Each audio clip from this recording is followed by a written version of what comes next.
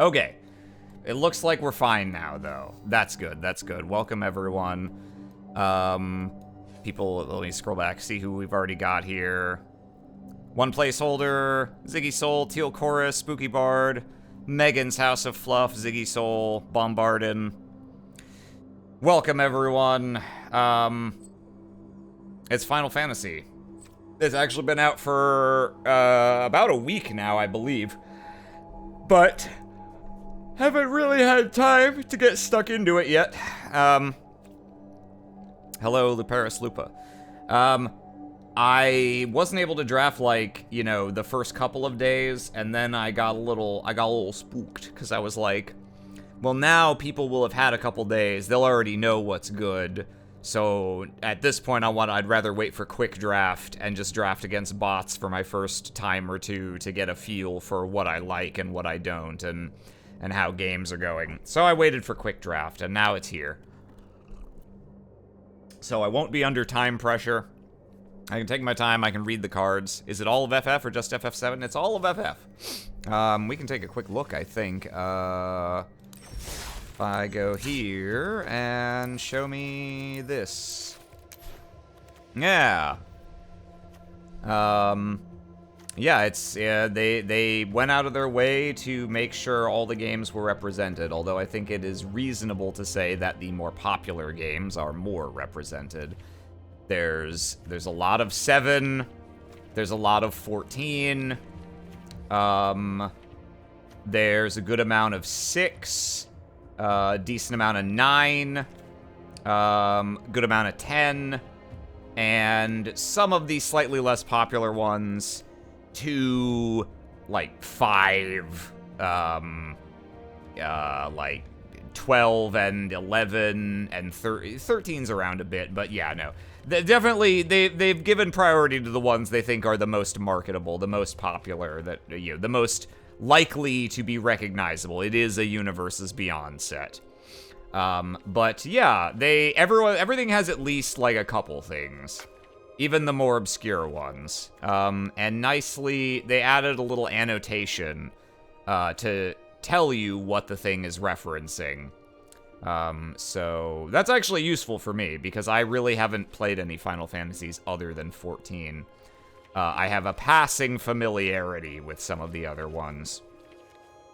But 14's the only one where I, like, actually know the characters and story. And so, yeah, it's nice when I see some weird shit that I've never heard of. I can be like, what are you from? Oh, it's this one. Okay. It's also neat because obviously Final Fantasy is a very self-referential series in reusing names, even in completely different contexts, and creature designs and stuff. And so sometimes I'll see a thing and I'm like, oh yeah, I recognize that from 14, and then I'll mouse over it and it's like FF3, and I'm like, oh, all right, I guess it was a reference all along. Kafka. Oh yeah, Franz Kafka, the villain of Final Fantasy VI. Recently made it to Shadowbringers in 14. Y'shtola has become my undisputed fave, Little Sun. Yeah, Little Sun's a great moment. Little Sun is probably Y'shtola's, like, best moment prior to Shadowbringers. It's one of the best moments in the Stormblood patch content, IMO. I forget, does she just have the one card? Yeah, okay.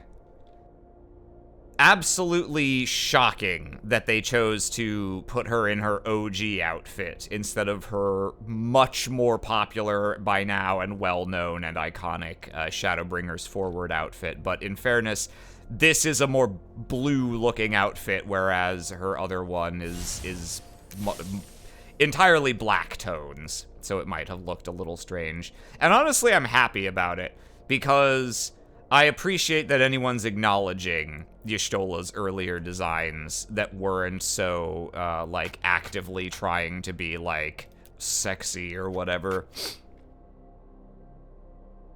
She has another, and it's in Shadowbringers. Oh, they saved the Black Mage outfit for the Commander decks. Okay, that makes sense. Most of the equipment cards tokens they make are representing the classes of 14. Yeah, the hero tokens, I believe, are all... They're all 14 races. All of them feature 2 pieces of job equipment, like 2 job weapons. And also, the designs are specific enough that they're very clearly... They have to be... people on the dev teams own 14 player characters. You got all of them. They've fucking heterochromia and shit. I'm like, oh, okay, yeah. You're clearly this is some guy's Warrior of Light from that. I think there's at least one token. This is stand-in for the heroes from 1 and 3. Yeah, that probably. Yeah, I haven't seen all of them necessarily, but a lot of them that I've seen have been like, oh yeah, you're a Warrior of Light. You're someone's guy. You're someone's boy. The only cards that I have are from the jump-in event that I did just to get a little reward. I have looked through the set a little because I also did they had a midweek magic this week that was constructed, which I really like when they do. They do it for most sets, where they'll give you one midweek magic event where you can just build a constructed deck exclusively of cards from that set. And it's kind of neat to see what people think is good right upon set release. What are people trying to make work? I built the silly red-black, all-black mage spell spam deck. I don't think it was very good, but I did manage to get my wins in the end. Side note, but one of my favorite touches from this set, every single card with flashback is an actual flashback in the context of the source material. That's really cool. I did not know that. Is this a flashback to a random encounter?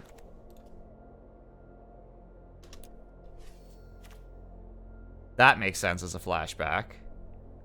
That makes sense as a flashback. Yeah, I know. I played about the first half of the first disc of 8, so I know that's a flashback. Okay, that's got a flashback in progress. I don't know enough about 6. I played the first, like, 10 minutes of 6 on an emulator probably 25 years ago. Resentful Revelation. I'm gonna assume this is depicting when Sephiroth learned he was made in Dr. Stinko's bug factory. Finally, yeah, that's a flashback, I suppose. Laughing Mad. I don't know what exactly this is flashing back to, but I'd believe it. Yeah, no, that one. I'm not sure if this is a specific moment. Same with Random Encounter. This says Origin, so sure, that's probably a flashback. I remember when I fed my chocobo a cabbage. Cabbage? Ain't that the bad guy from Final Fantasy Advent Children? Which I have seen, and I was very confused by since I hadn't played 7.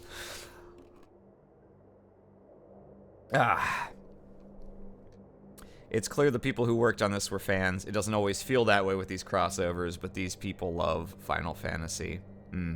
Yeah. Yes, this does seem... I mean, I mean, just because this one happens to be a property I have at least some engagement with does not change my overall distaste for, Universes Beyond. It's certainly not for the fact that it's going to be in Standard and I'll have to actually care about these cards now and see them be played. But this seems like one of the less offensive ones. It was clearly made with love and with interest and engagement for the source material. They were thoughtful and clever with it. Anecdotally, people seem to like the set's design from a limited format standpoint. And also, Final Fantasy is not so far away from the aesthetic of Magic the Gathering's settings to begin with. So, like, this one is definitely at the tolerable end of the scale, even if I still think it shouldn't exist. So I'm gonna do a quick draft, I think. We're gonna start out with that, and we'll see whether I've got the mojo to go Joe further. Joe. No, I don't want to go back into jump in. Events. Speaking of aesthetic, have you seen the first Edge of Eternity showcase? No, I don't know. I don't know what that is. The Edge of Eternity is that one. Never mind. Yeah, you can auto-complete the rest of that joke. The upcoming set. No, I don't know anything about it. I assume since this was a Universes Beyond that it is not a crossover. Is it a new setting? Is it a return to an existing one? It's outer space themed. Oh. Cool. Sci-fi. My favorite. I mean... Alright, if it's... I'd rather have a sci-fi original setting in Magic than do a sci-fi... than have a Star Trek Universes Beyond or whatever. So that's something, I guess. And I probably would have reacted the same way to Aether Drift, like, oh, wacky races? Okay, that's not something I ever would have asked for as a Magic set. So, you know, I'll keep an open mind for now, I guess. Does Gathering Cards have a planned end, or shall we see the Final Fantasy cards in the far future? I think it's not likely we're gonna play that far in Gathering Cards, but it does not have a specific planned end, no. I mean, it's not just up to me. I don't think we would ever continue after changing out players, so if anyone decides they're done with it, then it's probably just done. For my own part, I don't know. I mean, I feel like I'd be okay with going at least until I decide I'm not enjoying it anymore. And it's possible that could happen as we get into, like, the 2020s, and I'm like, this is where the crazy power creep started, and I'm not that interested in seeing these cards. I don't know. I know when they first announced Universes Beyond was gonna be in Standard, I said, alright, well that's the hard out. I never want to do a Universes Beyond set in Gathering Cards, and I think I probably still feel that way, but I don't know. I don't know, we'll see. Where are we at? We're in Zendikar block, so we're 17 years in. Yeah, we're just past the halfway point in the whole history of the game. So, but the cadence of set releases might change, so I'm not sure if we'll keep moving through the same number of years per week that we do. I don't know. We're probably more than halfway through Gathering Cards lifetime. But I don't know if we're close to the end or we're still many, many weeks of play ahead of us. Bah. Ever gonna have an unset week? Probably not. There's too many cards that you can't do if you're just playing remotely online in a non-physical space. Anyway, let's go ahead. This is now Napstream. Oh, Jesus. All right. Well, so we have a cool rare that's also quintuple black. I don't know if we can play this, man. Okay, what does this one do again? Black, black, black, black, black. 5/5 indestructible. Each player sacrifices half the non-god creatures they control of their choice rounded down. Whenever a player sacrifices another creature, put a +1/+1 counter on Zodiark. Why do you even have to specify another creature? If you sacrifice Zodiark, he's not in play anymore to get counters. I don't know. Oh boy. As much as I love picking a flashy, splashy bomb first pick, first pack, I don't know if this is it, Chief. Because there's no... You can barely even play this guy in 2 colors without mana fixing. You almost have to be mono black, which is just not really a thing you can do for the most part. Mono color and draft, and especially guessing what your mono color can be when you have no idea what's going to be getting. Yeah, no, I don't think we're first picking that. Bounce something, draw a card. Conberry, 2/1, enters with a stun counter. During your turn, this creature has first strike and death touch. Okay. Pretty powerful. X damage spells that can target players are immensely powerful and limited due to their ability to just win from a completely stalemated board position. So, double red, not splashable, slightly concerning, but definitely worth considering. Enters, gain 3 life. If there are 6 or more permanent, can transform into a larger man. Okay. Just a removal spell, taps for white. It's a banishing light, but more expensive and less splashable. Does tap for white, probably still good. A job equipment with +1/+0 when it attacks, untap target attacking creature.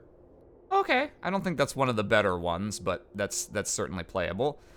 Just a removal spell. Another job equipment.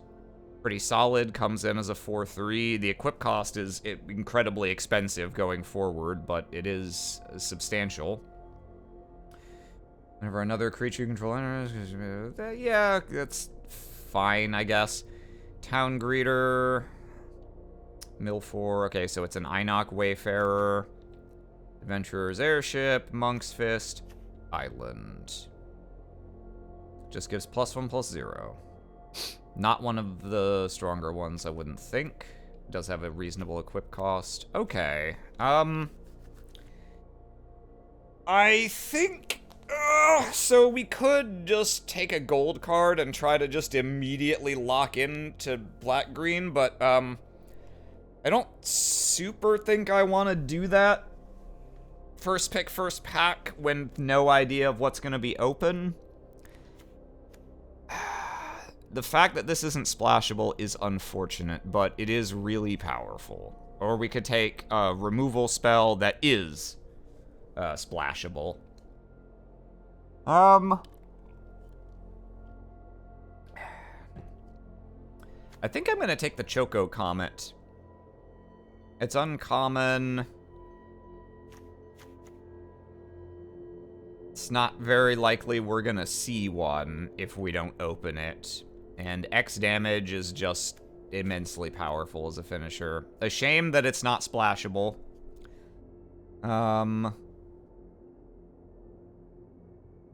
But if we wanted to just be maximally flexible, we could take Town Greeter, but I don't think I really want to first pick that. That doesn't seem like it's gonna need to be first picked. That might even wheel.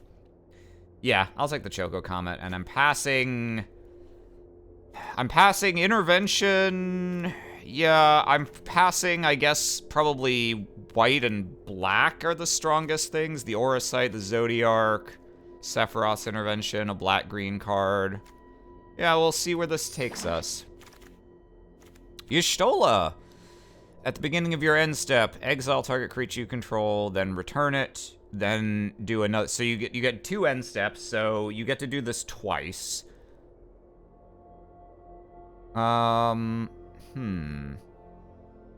Is that so? As like mythic legendary creatures go, this is not one that does a lot on its own necessarily. Mainly it lets you untap 2 of your creatures on your end step. It can be crazy if you have enters the battlefield effects on creatures. But she doesn't have one of her own, so this has to synergize with things. I might still take it. Crystal Fragments. Equipped. It's a Leonin Scimitar that can transform into... Summon Alexander, prevent all damage. He's a 4/3 flying. Damage to be dealt this turn to creatures you control. Okay. Tap all creatures your opponents control. Pretty strong finisher. Alright, not too bad. Hey, Aram. Hey, Wet Otters. Notably, it can blink the same card twice. You really need 1. True. Yes. Ether, funny. I mean, is good with Choco Comet. Raise a Chocobo is a 2/2 bird with the landfall pump, and then if you control 4 or more birds, Search a library for a land card. Okay, it's just a 2/2 bird.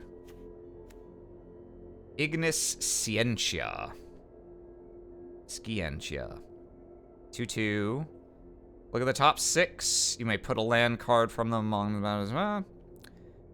Tap 3, exile target card. If a creature was exiled this way, create a food.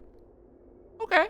Hey, Aram, did we kill God yet? Nope. We've scarcely begun. Weapons vendor. 2/2, draw a card. At the beginning of combat, you can pay 1 to attach an equipment to something. Not too bad.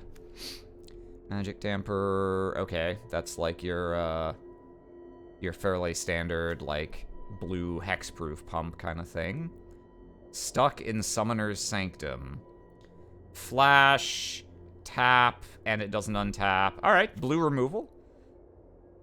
Until end of turn. Okay, that's a black cheat death effect that can bring it back with extra power. It's just a large man. Bard's Bow. 3/3 reach. And then equips for 6 later on. Blitzball shot. Rabanaster. I really don't know. Mountain Cycler helps out. Yeah, it has synergy. I just don't know if this is a second pick card.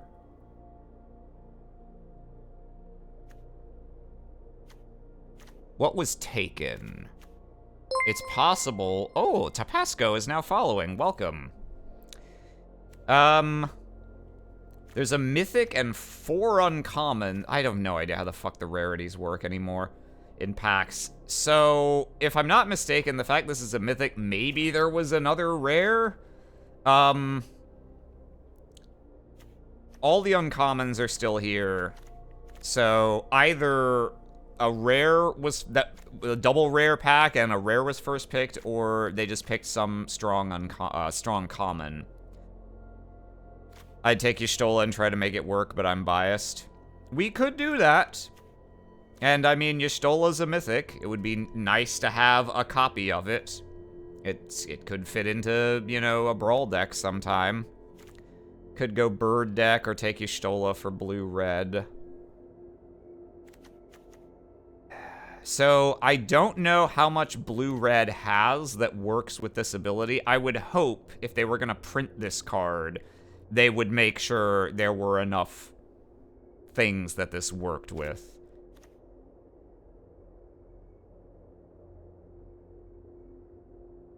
I think Raise a Chocobo is fine, but in most cases, I would expect this to just be a 2/2 with that effect. It's, you can't really assume you're gonna find 4 birds. And when it transforms, all that happens is you get a rampant growth, which is not nothing. But, yeah, this is pretty much just a 2/2. To me, this does not look anything impressive.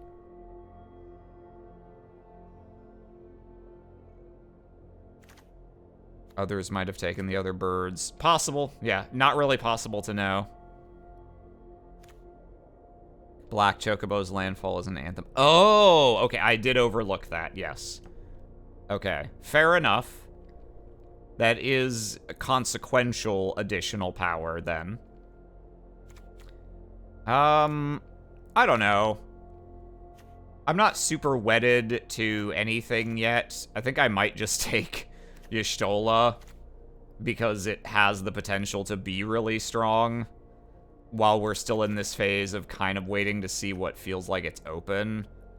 I don't want to take Hilgigas just because it color matches this. It's the only red card in the pack, so there is a chance the person to our right took red to start with. We don't even know for sure if we'll get to play this. Fuck it. It's a quick draft, so the amount of money I can lose on it is less. And so I think I'm fine just greedily grabbing mythics that I might want to play someday also. Yeah, fuck it, whatever. Let's take this. Summon Primal Garuda. 3/3. Okay, it's a phantom monster. When it enters, 4 damage to target tapped creature and opponent's controls. That's pretty good. Ooh, yeah, that's that looks quite nice. Another Choco Comet. Giot, King of the Dwarfs. This is another of those like, oh, I recognize that name from 14. Never mind, it's from 4. Dwarf enters, and whenever an equipment you control enters, you can discard to draw. Okay. Not too bad. Magitech Infantry. What's missing from this pack? The rare and a common, probably. Because there's 4 uncommons. Quick draft. I find that I'll take my time. Magic Damper, Namazu Trader, Blazing Bomb. I mean, having 2 of these seems pretty crazy.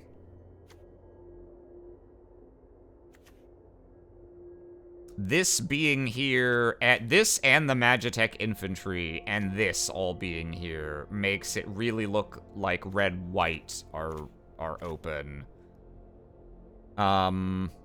Which is annoying, because if we take 1 of these, we're still passing 3, so we're not sending a very good signal. Garuda's your payoff for Y'shtola. This is true. This is pretty great with Y'shtola.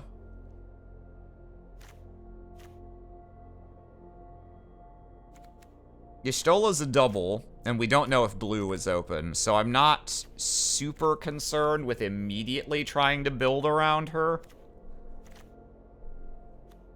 Do I just want a second Choco Comet? That's gonna be good in big mana red. Red-blue or red-green, probably. Probably still fine in, like, a red-white, more aggressive deck, but not as good.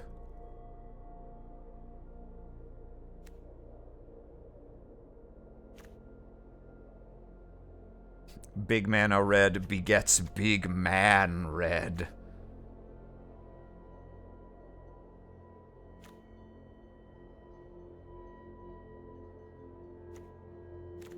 Yeah.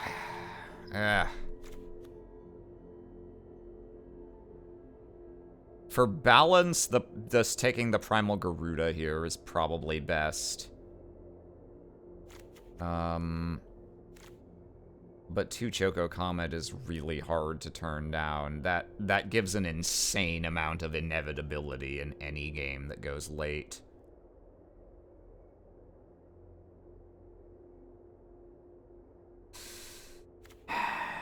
Yeah, I think I'm gonna do this and just try and stay flexible on my second color for now. We're gonna cross our fingers and commit to red here. Okay. Eject. Phantom Train. There's another... Okay, you can sacrifice an artifact or creature. Oh, this is a vehicle that does not have a... Oh, okay. I didn't notice before that this doesn't have a normal... You have to kill someone, because it's the Phantom Train. Okay, you have to put ghosts in it. That makes sense. Create an extra frog when you create tokens. Good with job equipment. The Emperor of Palamecia for blue-red. Black Waltz number 3 for black-red. You're not alone. Just pump spell, ice flan. Just a large guy who taps down. Yeah, some basic bitch stuff.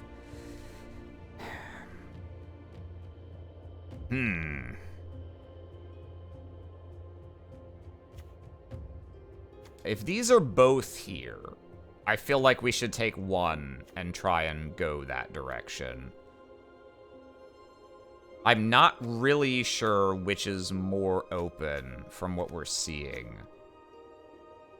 I don't feel like I've very clearly seen black or blue or red specifically.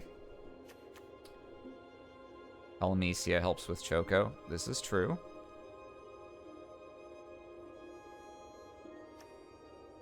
But Black Waltz number 3 also goes in a deck with Choco Comet, I feel. I'm glad an MTG set finally canonizes hell, and it's the Final Fantasy set somehow.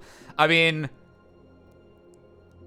is Magic the Gathering canonizing hell, or is Final Fantasy II canonizing hell? I think I might take Palamecia here. Partly because we've got Y'shtola, who might do something. And partly because I know I passed good black earlier, and so I think I'm perhaps a little more likely to be able to make blue work. The downside is you're never going to want to splash this guy. Well, probably not, because he's obviously going to be better when you can play him early and actually tap him for mana a lot.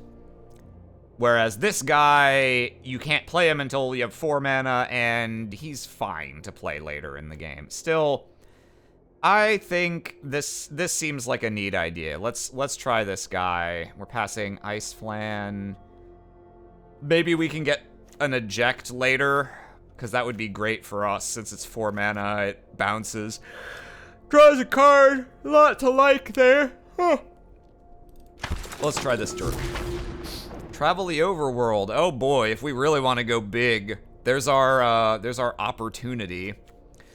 Summon Esperamu. 3/3 for 4. This creature deals damage equal to the number of non-creature, non-land cards in your graveyard to target creature and opponent controls. Wizards you control, of which he is one, get +1/+0 until end of turn. I mean, that's pretty neat. Omega, Heartless Evolution. 8/8 for 7. When he enters, for each opponent, tap up to 1 target non-land permanent. Put X stun counters, and you gain X life, where X is the number of non-basic lands you control. Tap 1 target permanent for X turns, and I mean that's neat. Chirn Merchant. 2 colors in a blue, 1/4, 1 tap, loot, 7 tap, draw 3, and it costs less for towns. Rook Turret, a phantom monster. Whenever another artifact you control enters, you can draw and then discard. Seems pretty good if you have the stuff. We can get we can speculate on a blue-white town. I mean, I think there's a couple nice things here. It's kind of a shame we're probably only going to get one of them, because several of these would be fine for us, but I think we want to take Ramu here. We really are going to want a few cheaper things so that this is more likely to be live on turn 4, but I think it's pretty good for what we've got, what we're cooking up right now. Is this... Okay, so... A non-creature spell, so enchantment creatures you cannot cast with this, even though they have... Creatures with extra types are still creatures. Yeah, we'll take this. Titus, Blitzball Star. Whenever an artifact you control enters, put a +1/+1 counter on him. Whenever he attacks, tap target creature and opponent controls. Neat. He's for blue-white, so which I think is the artifact thing. Cloudbound Moogle. Okay, I mean, he plane cycles. Galacat. Artifact stuff. Ice Flan. He island cycles. Capital City is mana fixing, also cycling. Yeah, I think I'd be fine with the Ice Flan or the Capital City here. We could speculate on Titus, but Choco Comet, double red. Ramu, double red. I'm skeptical we're gonna be able to splash. And we don't have any artifacts yet to make the white-blue deck go, and we took this instead of the Rook Turret. If we'd taken the Rook Turret, maybe. As it is, I think I'm gonna take the Ice Flan. Have the island cycling. This is also potential mana fixing if we do want to splash. Yeah,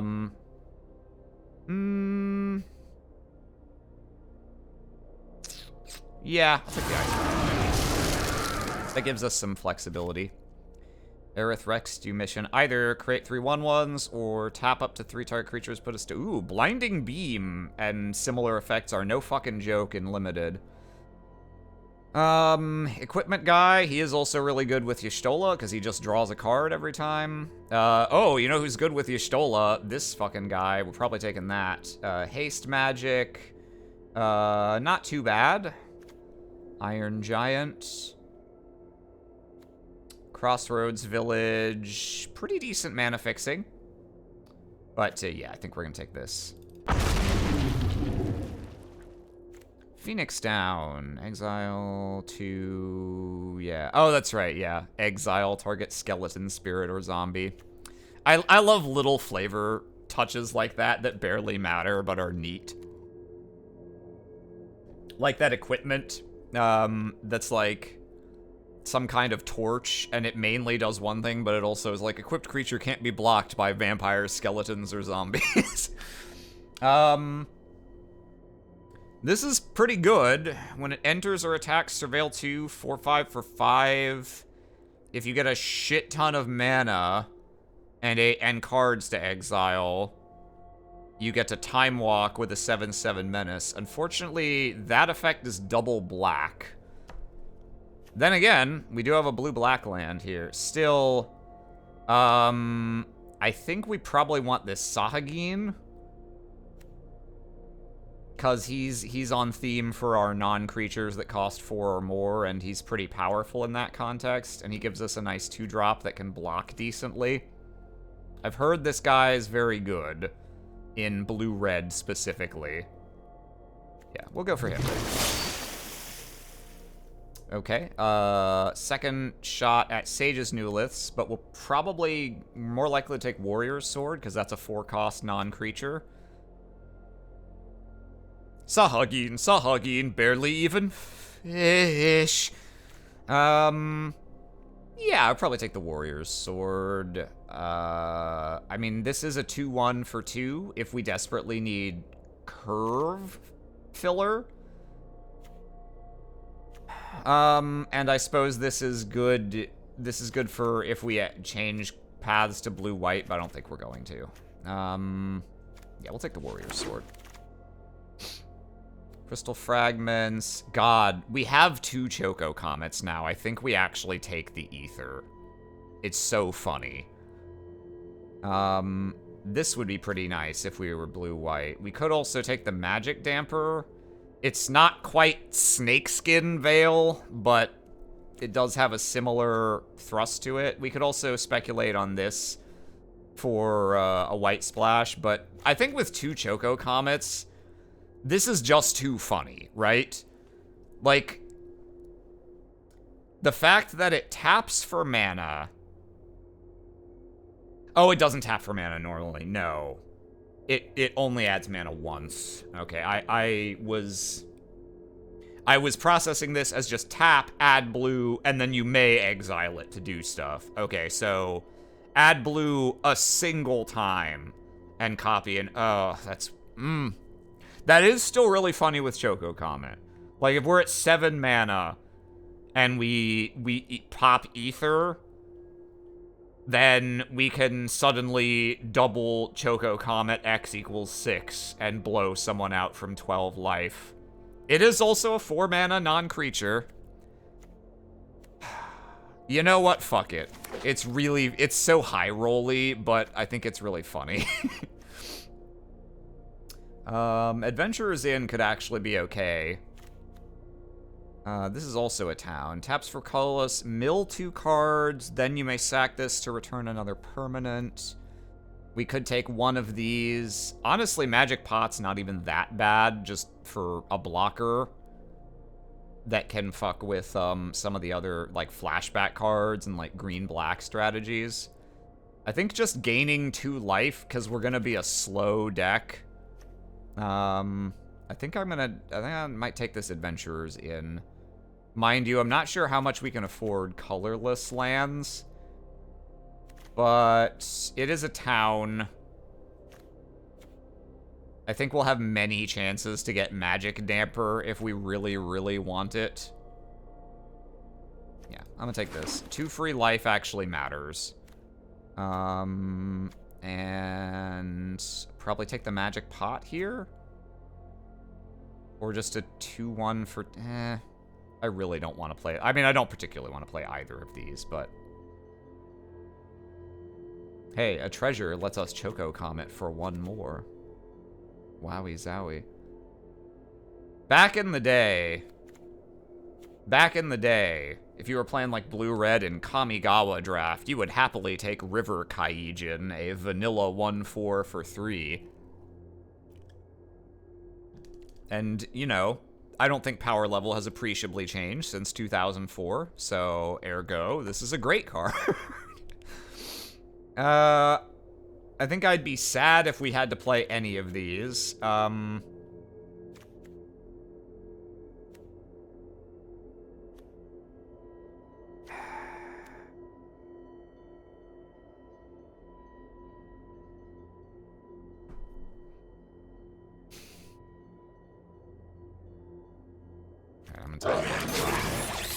Oh, hey! Okay, yeah. Speaking of River Kaijins, we are also the right colors to actually play Blazing Bomb. But I think it's still not great. So I'm gonna take this. Stiltskin, Moogle Merchant. He is a 1/2 lifelink for 1. Target opponent gains control of another target. He sells your stuff for cards. Very funny in the late game, just giving your opponent lands when you don't need them anymore and you just want to draw action. I don't think this has a really wide range of applicability in Limited in general. So I don't think we're gonna want that. Zeldinked. You can play an additional land. He gets +1/+0 for each land you control. At the beginning of your end step, return a land you control to its owner's hand. Real good if you're in your Chocobo landfalling. Bro, get dinked it up. Swallowed by Leviathan. Probably pretty good for us. Samurai's Katana. Not too bad. 3/3 trample haste for 3. Leaves behind the equip. Ice Magic, probably quite good for us. This is when 4 or more... Yeah, okay, so... Tiered magic works with our stuff. This can be an unsummon, this can be a river walk, or this can be a just get the fuck out of here if you have 8 mana. David Bowie jump scare. Thunder Magic. Oh, man. There's a lot here that's real good.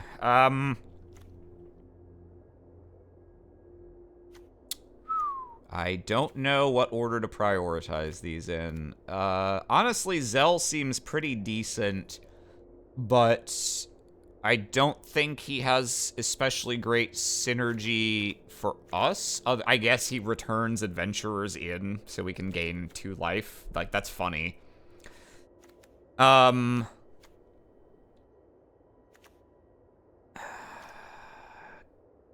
Thunder Magic is probably the best thing here.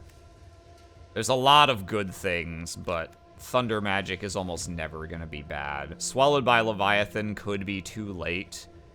If they've already resolved the thing that is fucking me, then drawing this doesn't necessarily help.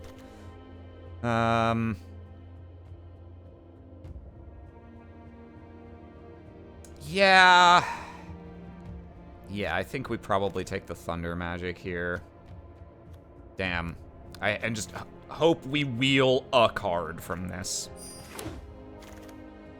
The Crystal's Chosen. 4 1/1s, put a pulse. That's pretty good. The Prima Vista. Flying. Whenever you cast a non-creature spell with 4 or more, it auto-animates automatically. A third Choco Comet. I don't think I want a third one. I think that's gonna lead to too many opening hand Choco Comets that I'm like, I don't really need you yet. I can't believe you ditched the dinked. Sorry, Jay. This is, for the most part, just removal. It doesn't remove everything, and it doesn't shut off passive effects.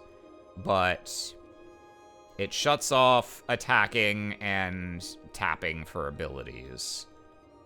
of artifact or creature. Prima Vista's a pretty good threat overall, I would say. If this were just a 5/3 flying for 5, no strings attached, I would say, like, yeah, that's pretty good. It doesn't die to thunder magic unless it's an upcast one. And the same is true for that black -2/2 card. This is the, I think, safe but slightly more boring pick.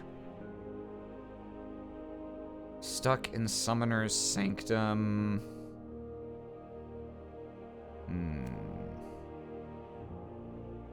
This does also, this also activates our other, you know, things that want me to play expensive things. Yeah, I'm not an enormous fan of vehicles, to be honest. I'm not sure if this is really the best way to go.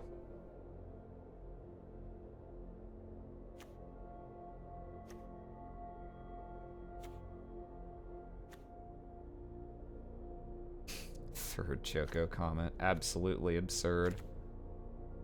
There is at least an argument to be made that taking this could be correct. I think I'm gonna treat this as a just eat your vegetables moment. I'm just gonna take this. I think we need to live. 5/4 haste for 5. That cycles out of land. Shadowbringers. Oh, it's just called Shadowbringers. This spell can't be countered. Counter target non-creature spell. Pretty neat. I don't think we super want it. Is that just the key art without changes? I think it is. The Shadowbringers key art. For some reason, I thought our boy was at the top of that, but it looks like he isn't. I thought maybe they had, like, remixed it slightly, but it appears not. White Mage's Staff would be great if we could play it. Dragoon's Wyvern, number 2. Item Shopkeep is more of an aggressive card. I think I'm fine with a second Dragoon's Wyvern. 3 Power of Guise, good if I want to gum up the board early. I am told anecdotally that there's not that much reach in this set, so he's actually reasonably useful as an evasive creature. Yeah, I think I'm okay with that. Travel the Overworld. Lucas Stadium. Oh yeah, that one's funny. Summon Choco and Mog. Resentful Revelation. Sabo Tender. Yeah, so unfortunately, our colors are not super coming now. We could take a town here. We could take Travel the Overworld. Not that we super need more late game power.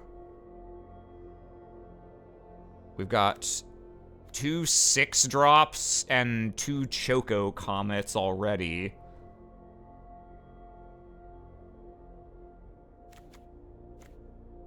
And only 1 town at the moment. But it is strong. I don't think we want Sabo Tender. He's okay for curve, I guess. But we'll all right, we just ate our vegetables. This time we'll be greedy. Go for that. Oh, yes. How is all this black getting passed to me? I started out just passing fucking, like, Sephiroth shit. And now black is the color they want me to be in. Black and green.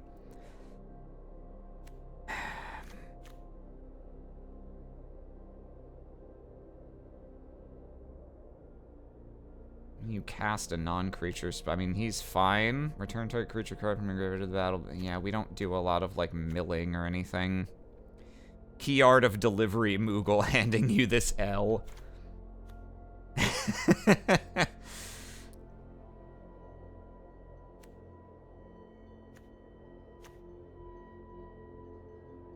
I guess...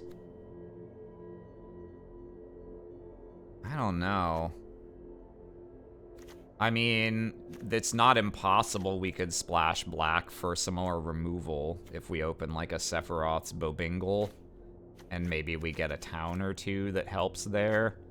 Because I don't really want a 5th pick Magic Damper or Laughing Mad. This is, like, slightly more okay for us because the flashback triggers our stuff, but this I would easily expect to get last pick at points. Yeah, we'll just take this in case we splash for that. Ooh, side quest card collection. With enters, draw 3, discard 2 at the beginning of your end step. If there are 8 or more cards in your graveyard, it transforms into a 4/4 flying vehicle with crew 1. Not bad. Retrieve the Esper. Ooh, that looks real good for these both do. Why couldn't one of you have been in the last pack? All right. I think a 3/3, a Hill Giant that then can later be another card and that triggers our shit is probably what we want here. Card collection would also be great for us, but we need to not get run over. Why weren't you at draft practice? Okay, somehow, no matter how much black we pass to the left, apparently black was the correct color for us to be in from this direction, because this is still here. What the fuck? Opera Love Song, playable, but I think we probably take the Rook turret here. It's a phantom monster. And we might have a couple things that trigger its effect. Or we could take the Hill Gigas, I guess, for mountain cycling, but... oh, what does this do? So I 6 damage start creature. That's not great removal, but it is removal. And destroy an equipment attached to a creature actually probably is meaningful. Is it better than just having the Rook turret? What does our curve look like right now? It's actually not as bad as I thought. But yeah, we really want to fill out the lower range if possible. We've got some okay stuff for those turns. Gotta hit that Jonkler knee up cast. Waha! He is striking quite a jaunty pose there, yes. As someone who knows nothing about Magic, what's the goal of our deck? Well, we're probably going to be looking to go late. I need to keep remembering that we have Y'shtola. Unfortunately, this guy doesn't trigger when he himself enters. Our goal with this deck is probably going to be to go late and try and win with more powerful, more expensive stuff. We have some spells that let us use an arbitrary amount of mana to deal more and more damage, and so if the game goes late and both players have a lot of mana, we're favored to just blow up our opponent with that, if we can last that long. Yeah, I guess I'll take Light of Judgment. I think for us, this can 2-for-1 decently often, and it's gonna trigger our stuff. Even though we certainly do want to try and get some cheaper stuff for the curve. Mysidian Elder might be okay here. We have plenty of non-creatures. We're not all in on like the wizard deck TM, but I think he's not bad. Instant Ramen also actually pretty decent. Just split up, drawing a card and gaining 3 life. A little better if we had more stuff that wanted artifacts. Yeah, we'll take the Mysidian Elder. And Elder does help with Y'shtola, yeah. We have 2 Dragoons Wyverns as well for Y'shtola. Probably take a Blitzball here. That's mana fixing, mana acceleration. We have 2 legendary creatures. It's not completely impossible we could flip it someday. Yeah, I don't think we care about any of those. Sure, we'll take a Blitzball. Okay, Prima Vista tabled. Do we take it? It's probably more likely to get played than Laughing Mad, so sure. Chocobo Racetrack. Not for us. Not for us.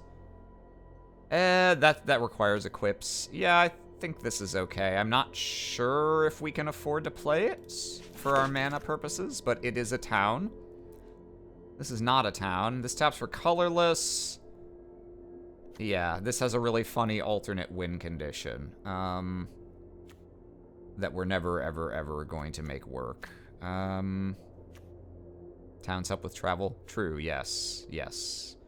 Can't imagine the circumstances in which we'd end up splashing green. Hey, a second magic cost. Ooh. A blue legend, you say. When Jill enters, bounce something, 5 tap, transform her into Shiva. A 4/5, target creature can't be blocked this turn. Tap all lands your opponents control, exile it, and return it to the battlefield.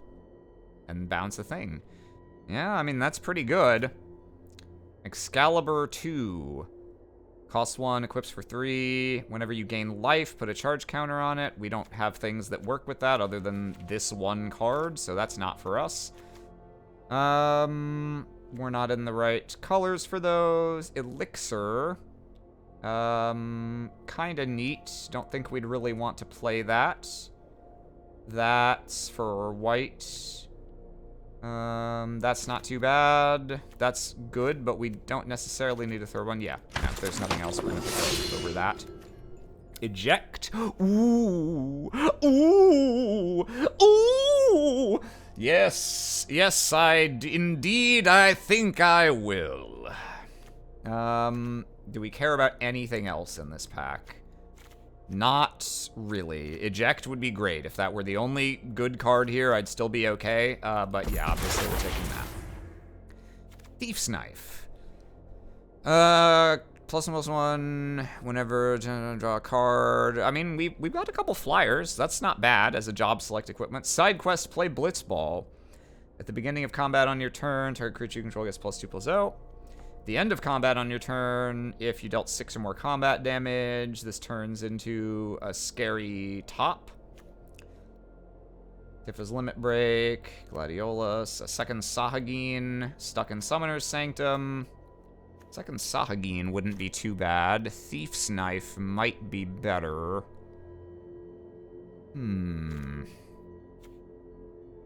Sahagin, probably a little better for our curve. Yeah, how is our curve looking? We really, yeah, it's a shame we don't have like a fire magic or even just another Thunder magic. Jason Funderburger.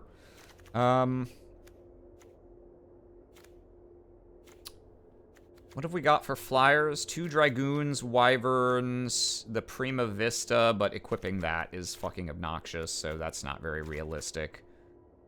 Sahagin can evade. So we do have some okay stuff.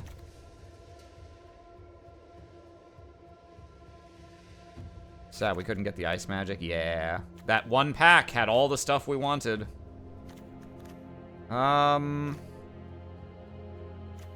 Neither of these combo with Y'shtola.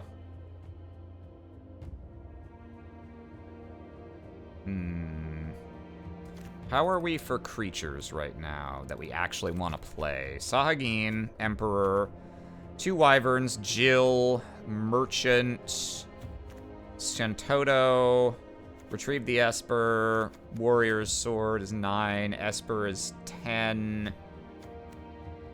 These... Okay, we're actually doing a little better for creatures than I thought. Okay, I'll try the Thief's Knife. Ultros, Obnoxious Octopus. Whenever you cast non-creatures with 4 more mana, tap an Okronajma. When you cast a non-creature spell, if at least 8 mana was spent, put 8... I mean, Choco Comet. Hey, Choco Comet. Honestly, this guy pretty good. We'll probably take him. Ooh, a second Retrieve the Esper is also very nice. But for curve purposes, we probably want this. This is going to be great for our tempo game.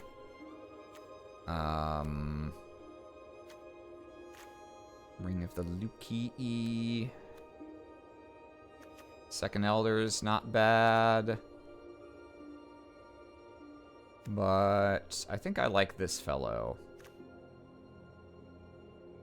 How many things do we have that trigger that stuff right now? Well, we've got Ether, Retrieve, Warrior's Sword, Prima Vista potentially, Light of Judgment, and Travel the Overworld.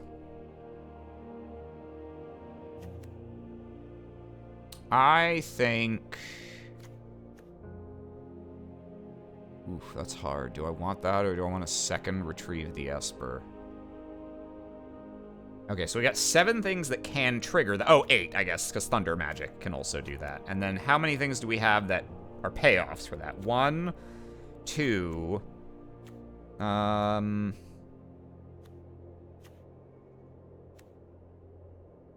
That's a slightly different payoff. 3...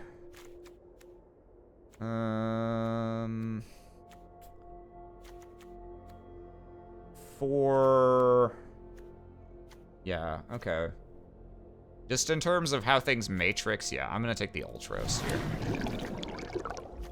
Side quest, catch a fish. Phantom Train. Sorceress's schemes could be very good for us, given what our deal is. Johnny 4 mana over here. Black Waltz number 3. I don't think we're gonna splash black, because our 2 towns are colorless. Red Mage's Rapier. Whenever you cast a non-creature spell, it gets plus, yeah, 3-1 for 2 with some stuff. Infinite Choco Comet. True, yes. Very funny with 2 Choco Comets. What an unstoppable endgame. We might want the Red Mage's Rapier, though.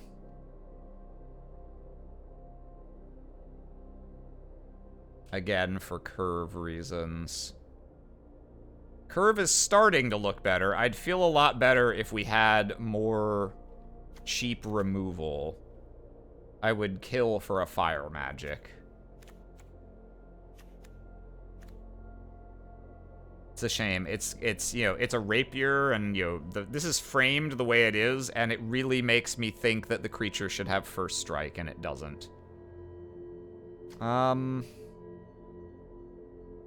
This is really good for going with crazy profit by recurring stuff late, but how much do we need that when we've got Travel the Overworld double Choco Comet for, like, obviously getting to cast them multiple times is great, but, like, do we need this?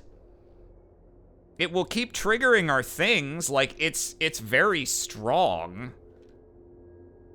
It's just maybe a little high roll. I'm never gonna want to see this in my opening hand. And I've already got 2 cards that I don't want to see in my opening hand. 3, more than that, really.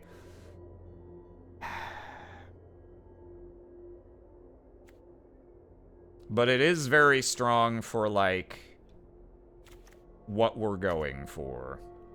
Like, if we do set up a board and stabilize, obviously, that's real great.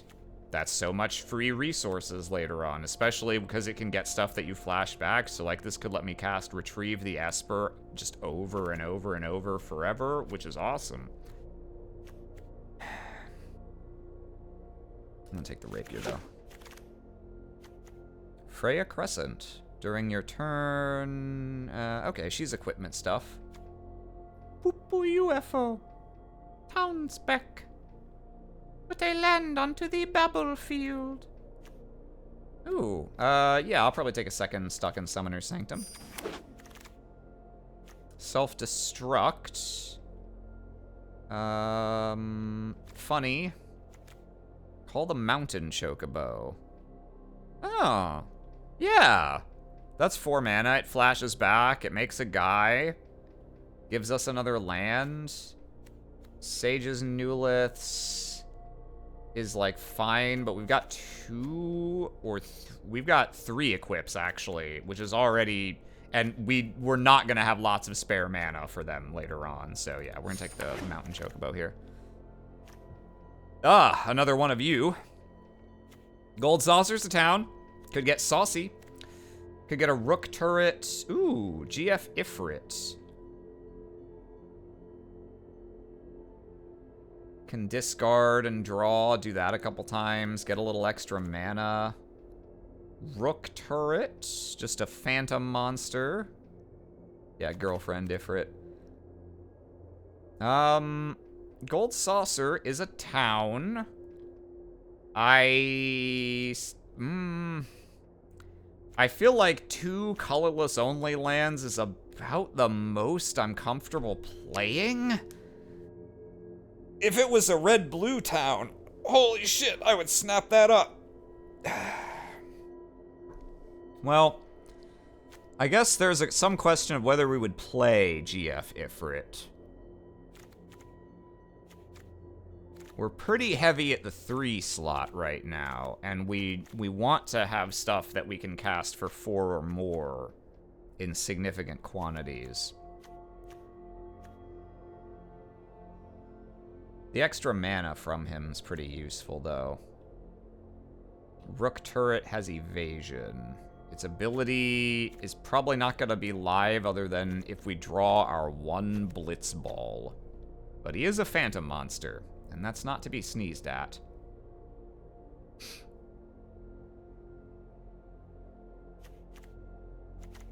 We have a limited amount of space for cards that don't... For cards that cost 4 or more that are creatures. Because we need a lot of that space reserved for non-creatures.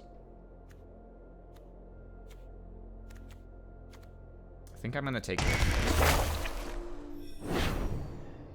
Okay. Oron's Inspiration. Elixir. Combat Tutorial. Just a divination. Pump something. Sabotender, Lunatic Pandora, a town that taps for blue, and a color we don't care about, but it is a town that doesn't screw our mana. Screws our curve a little, because it comes in tapped, but not that bad. So, would we play this if we took it? Do we have room for this? 3, 4, 5, 6, 7, 8, 9, 10... 11, 12, 13, 14, 15, 16, 17... I don't think we have room for more non-lands. And I don't think we need this that badly because our late game's so crazy already. So I think I might actually just take this to have a town that taps for blue. Just more towns for Travel the Overworld and our Namazu.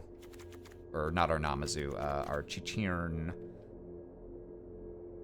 Pick the town, make our opponents afraid we're splashing green. Yeah, they'll be waiting for it to come. Yeah. Magic Damper, don't think we're playing that.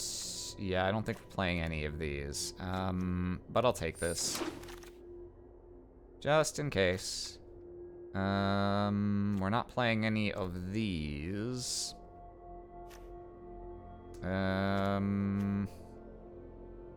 I guess if we decide our curve sucks and we literally just want a grizzly bear.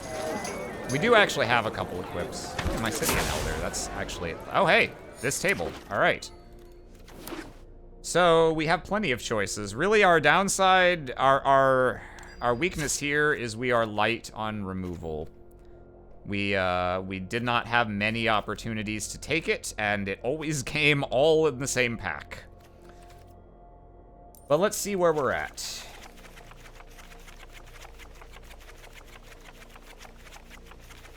Okay, so...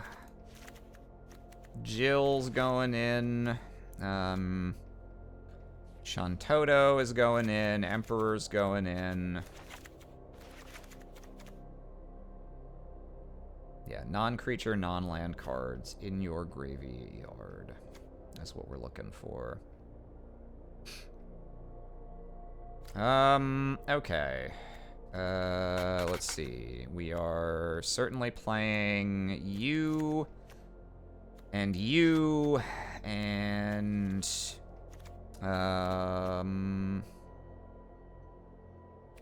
you, and at least one of those. Oh, let's be real. With the deck we ended up in, we're playing both, for sure. Yeah, anything that's that it lets us cheat, that is a creature, quote-unquote, that costs 4 or more, but triggers our stuff, we want. I think we probably do want the Light of Judgment, but... let's see.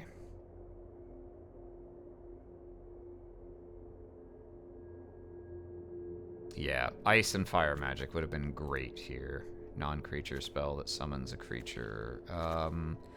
If we play Y'shtola, we have to play the Dragoon's Wyvern. Yeah, what are our payoffs for Y'shtola? That is the opposite of a payoff. That is the opposite of a payoff. That is a payoff. Return 2 non-land permanents to their owner's hands. Pretty good.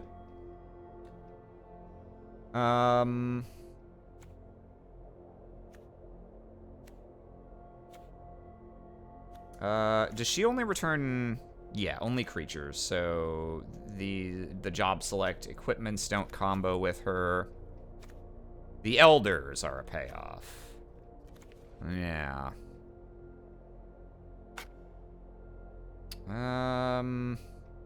Yeah, Dragoons, Elders. So they're kind of a package. I think the Elders are perfectly playable just with our deck, period. But not amazing, I wouldn't say.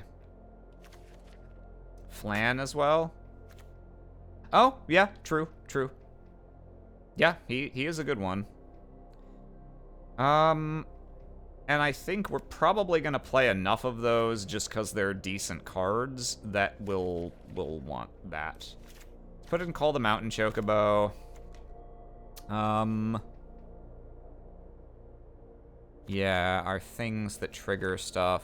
Yeah, okay, we're gonna try Y'shtola. We'll see if we can make her work. So we'll go that, and these, and, yeah, the Ice Flan. And he has land cycling anyway, so he's just good. He's fine.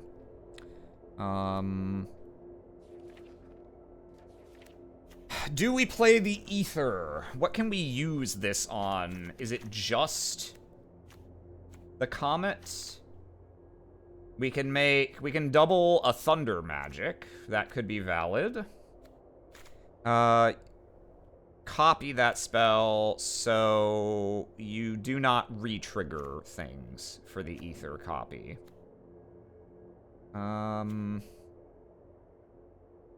We could copy Retrieve the Esper. That's not bad, especially if that's a flashback that makes an extra 5/5. Can copy Sorceress's Schemes if we play that.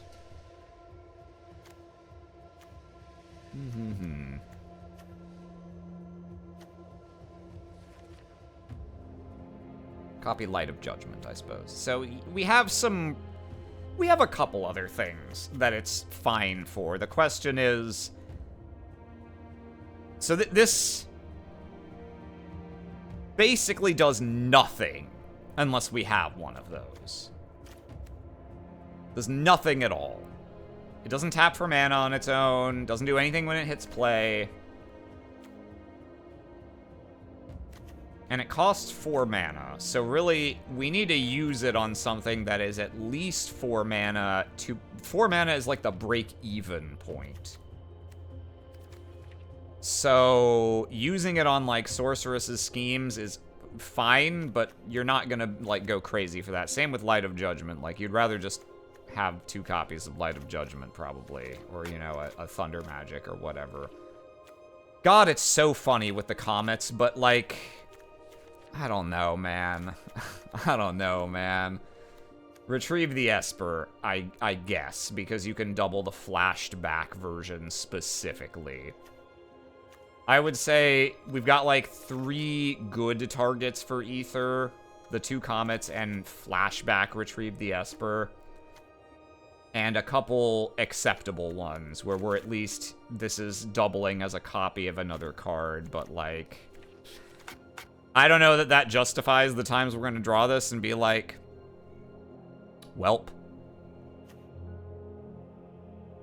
I guess if we play Travel the Overworld, that is another one that it's good for. We're probably gonna play Travel the Overworld. I'm not totally sure, though.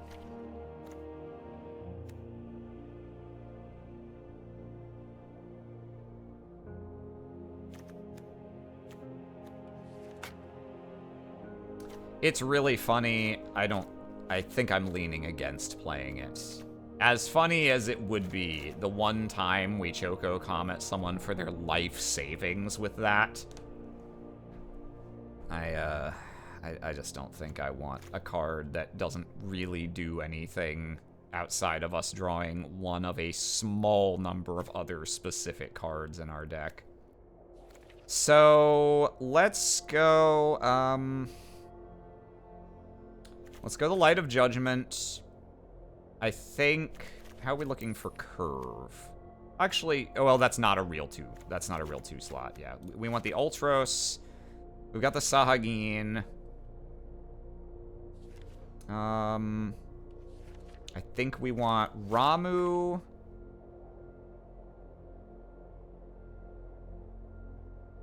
Give me Ramu.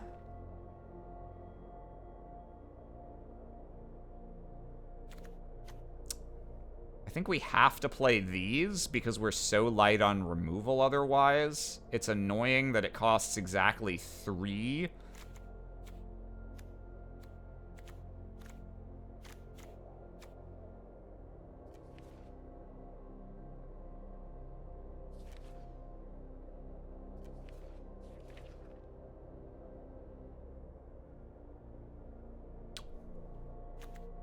We play Prima Vista. Like, where are we at right now?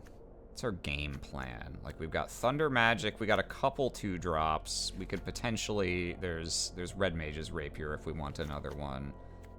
Around turn 3, we're gonna start to put stuff like this on the board, and then we just want to start slamming 4+ cost things.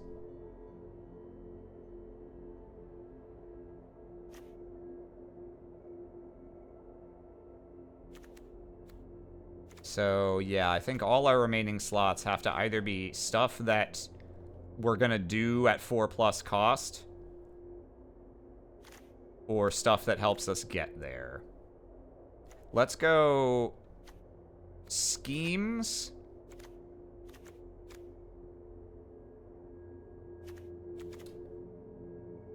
Travel. That should give us a pretty unbeatable endgame outside of our opponent having crazy bombs. And then these. 12 creatures, plus Warrior's Sword, and retrieve the Esper creatures. So we got 14 creatures, 11 non-creatures, which is still a pretty good amount to trigger our stuff. And everything north of here, with the exception of a couple creatures, triggers our stuff, as will usually the Choco Comets and the Thunder Magic, if we play it as something other than a shock. Okay. Okay, yeah, let's try that. Yeah, no lands. Fuck lands. Lands are for idiots.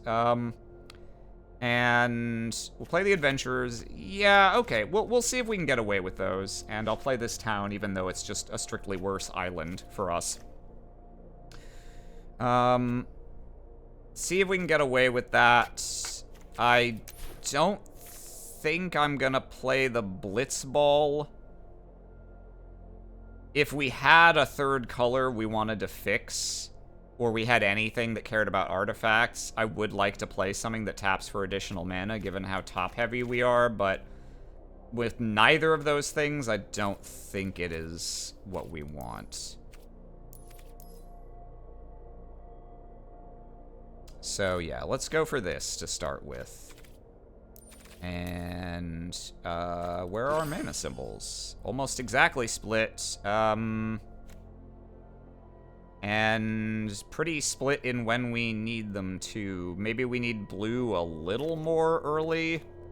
But, yeah, let's just go. This is an island, so that's 8 blue sources and 7 red sources. Okay, let's see how this works. Double Choco Comet dot deck. If it turns out our deck is bad, then we can switch to a super high roll version with Ether and just try and mise wins through luck. Okay. This looks alright. Sleepy Pete. Sit up straight. Can't disrespect Sleepy Pete. Sleepy Pete and his sleepy peepers. Hello. Hello, friend. Black and green. Okay.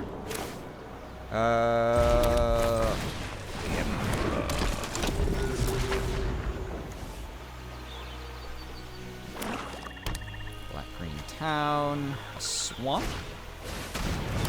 And whenever it is, then you may sacrifice another creature or artifact. If you do, you can play it. Okay.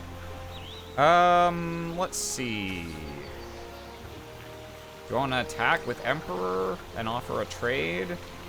I don't actually have anything to ramp into to use him for mana for right now, so in the circumstances, actually, I think I am fine with the trade if he wants it. Okay. I guess we'll get the town out here and make it look back.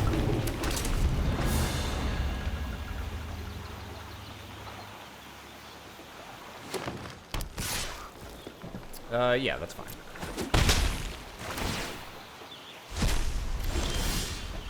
What was exiled? Another Dragoon's Wyvern. I'd rather he... Oh, I'm glad he didn't hit the fucking Choco Comet off of that. Then you may do... If you do... Okay, yeah, so he can't do that anymore. Okay. Gotcha. Let's just go to combat.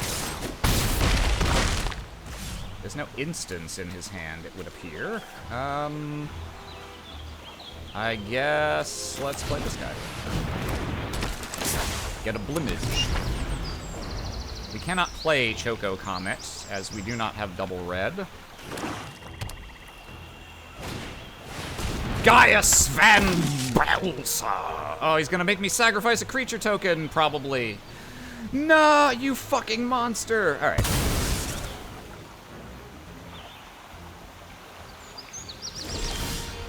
This was not his intention! Okay, so what is he? He is just a 3-2 after that. Okay. Oh, wait, we can play Choco Comet, because we have the Emperor. Right. Do I want to? I might need to for curve purpose.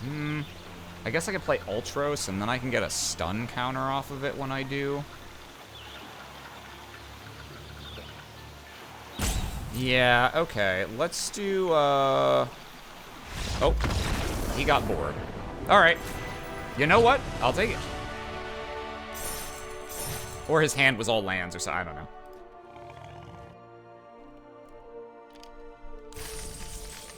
Or he had to get up and take a wicked shit all of a sudden. Who knows? We take those? We absolutely take those, yes. 100% we take those.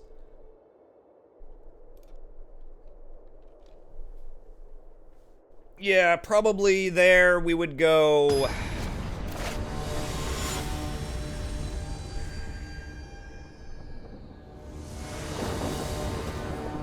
Probably there I would... Oh, we can't keep that. That's a shame. This could be a great curve if one of these was an island, but they aren't, so yeah.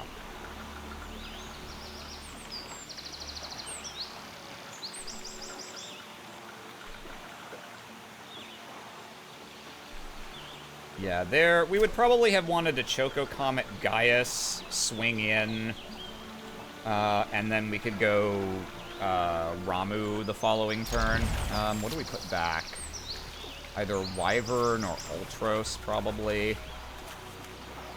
Yeah,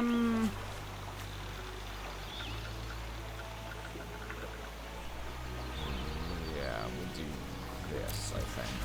Hello.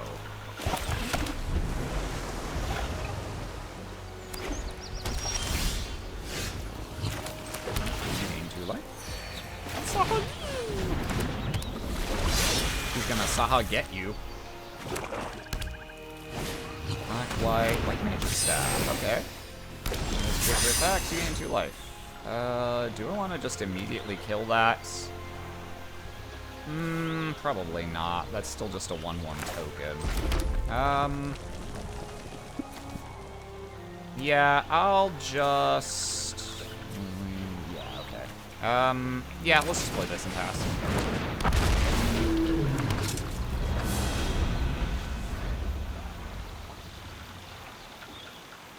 To believe in Eorzea is to believe in nothing. Ooh. That I'll use Thunder Magic on. Or I won't, because it's immediately too large for me to kill with that. This doesn't have lifelink, right? Okay. Yeah, I'll trade a token for that.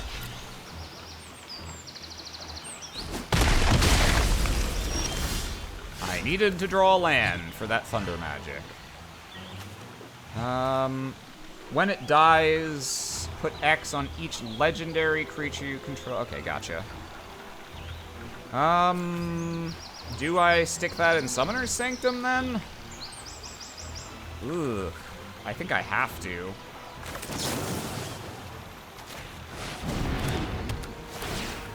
This would have been a much better turn if I had drawn a land for that Thunder Magic. Pump the Sahagin. Get rid of this while there's nothing, while there's nowhere for its counters to go. But we can't have all the things we want.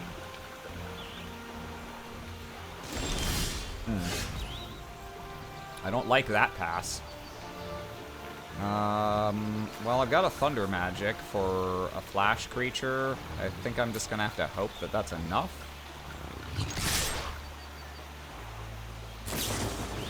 Battle at the Big Bridge. Destroy card if it has mana value 2 or less. Yeah, okay.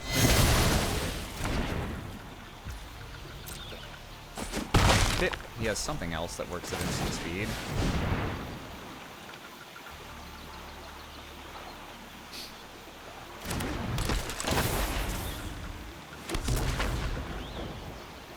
Make my little guy.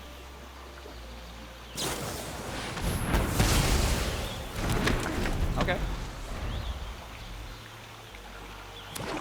Now he'll equip the staff, so he's gonna gain life twice, which means she's gonna be out of range of this. Yeah, that's real bad. I think I just lose to that and no, because if I draw, yeah, no, I think I just lose in this game, getting stuck at 3 against that Aerith. I mean, yeah, I'm not gonna sack a creature to that yet. He gains the life either way. Cool.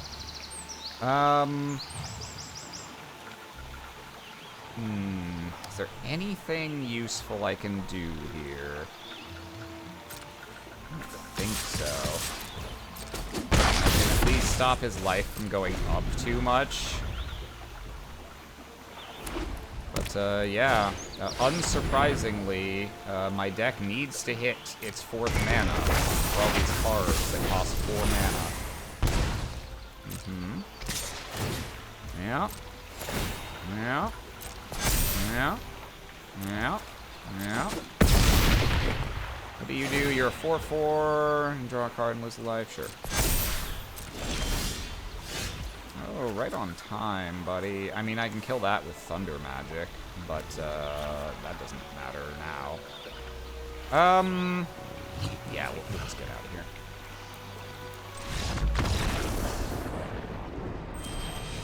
That can happen.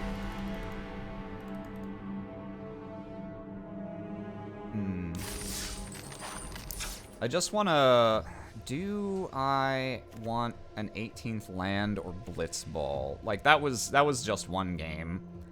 But it is true that we are more top-heavy than most. We have Emperor can tap for mana, though only for some things.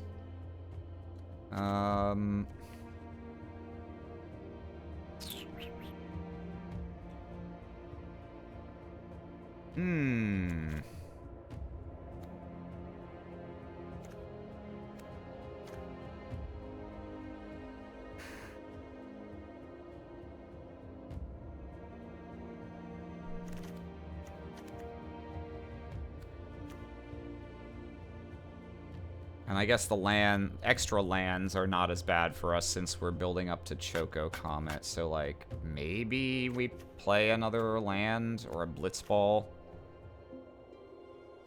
What would we cut for it? Maybe an Elder?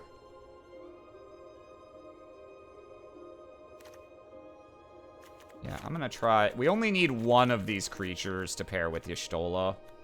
It's not really, like, better to have more. I could also consider adding this, but he only gives me more mana later. He does help me find lands or get rid of extra ones. Yeah, you know what? Let's try that swap. That's a very minor change. But that makes it a little less likely that we'll get dicked over like that. Since he thins our stuff and then also finds, he gives us mana later on. Oh boy. This could go the same way. These don't do anything for a long time.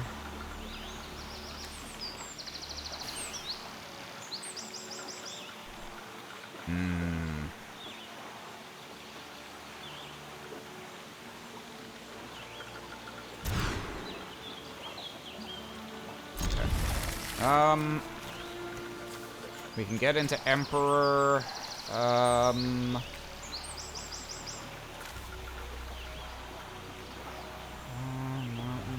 That finds me another land. Yeah, as powerful as she is, I think we might need to put back... Actually, no, we'll put back the Dragoon's Wyvern. Well, we'll see how this goes. Okay. Probably an aggressive deck with white. Blue. Oh, okay, no, it's the artifact stuff. Alright.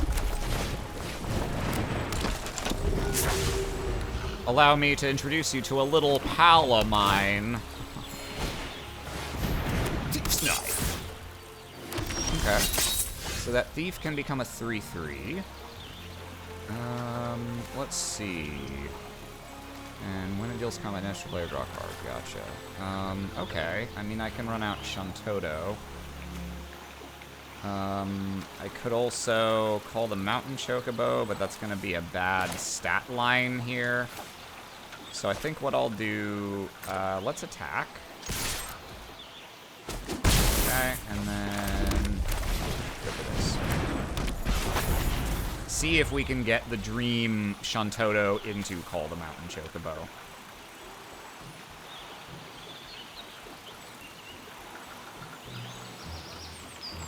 Just got that, guessing we got Gaius. Ah, crap. Okay, well, oh, no, he's got the land too. Alright. Okay. It's not the end of the world. He'll get a card here. I probably have to stick that in Summoner's Sanctum afterward.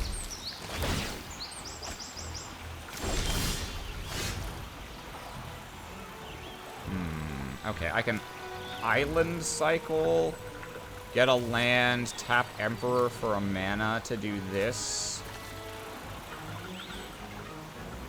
Yeah, that's probably what we want to go for. Because this can chump only.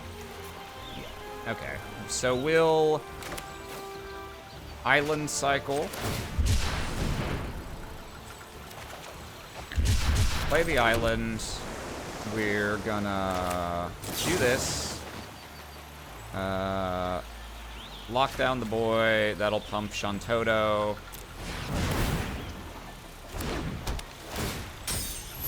And then we'll get him. Don't really enjoy using that on a token, because he can move the equipment, but for tempo purposes, I think that is the line we need.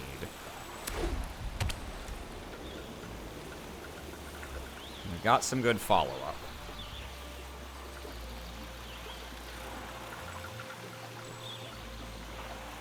Guessing we got Gaius. Well, we got devastated, yes. We were sadly stuck on 3 lands when we desperately needed a 4th to make plays happen. And so an Aerith ran away with the game, and the dish ran away with the spoon, and so on. How much does it cost to move the Thieves' Knife? 4? Okay, good.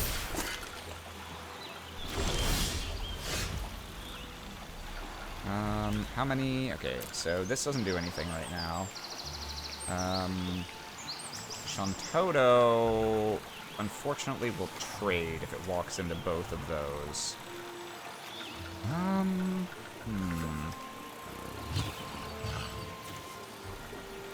think what we're gonna do is we're gonna call the Mountain Chocobo. Trigger Shantoto, draw, trigger Emperor, add a Mountain to our hand. Play Mountain for turn. And then go to combat. He can move the Thief's Knife to draw a card, but he's got a flyer, so, like, that's just a thing he gets to do, no matter what.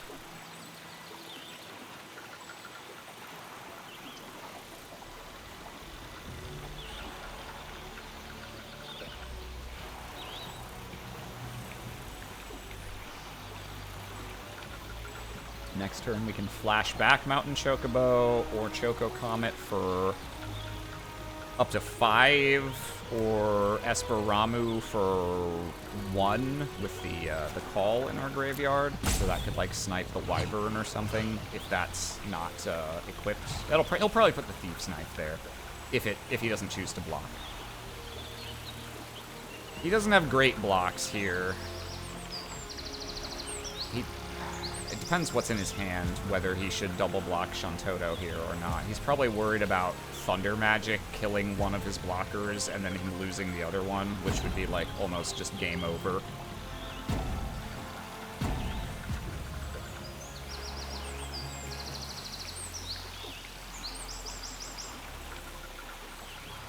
He probably doesn't have that single white mana pump spell either. Or he'd have easier choices here. Or maybe he's just AFK. Maybe this opponent also suddenly had to take a massive shit.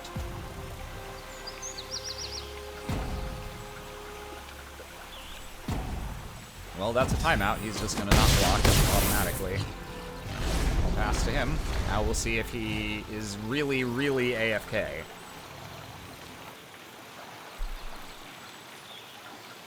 They can't stand up to your whiz-biz.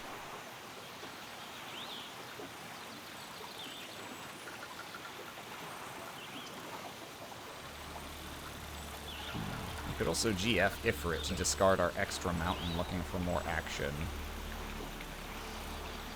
AFK. Always Final Fantasy. Yeah, he's very AFK. Can't believe you used the brown note on him. Maybe eventually, I mean, I don't even know if we're gonna win this game. He's got 6 cards in hand, he can put a Thief's Knife on a flyer, but we do have plenty of pressure of our own. But if we win this game, the question is gonna be, can we win a fair game in which our opponent plays the game against us? So far, no. So far, we win by mind-crushing our opponents.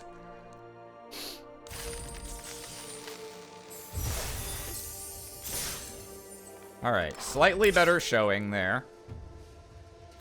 Shantoto into Call the Mountain Chocobo. Real good. Yeah. Keep going. The true sorceress schemes take place outside the game. Yeah, it's like in EVE Online, where they would have giant battles and they would actually go and, like, cut power to the houses of key members of the opposing alliance in real life. That's what I'm doing. Okay. Yeah. We have many draws to find a 4th land this time. Can we do it? Yugi mind crushing the clown. The clown is Kefka. Pretty much. We'll go this in case we want to end of turn thunder magic something here. What do you do? Never another creature. Ah, like that. Yes. Just get that shit out of here. You can get it back with this.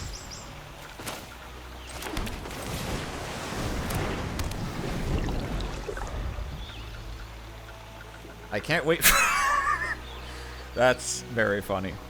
I can't wait for you to win fair and square. Then a cutscene plays showing your opponent was AFK the whole time, invalidating your win like in Trails. They would.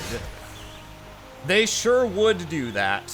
Okay, we probably want to play that this turn. Let's get in for 2. Take our tapped land lumps.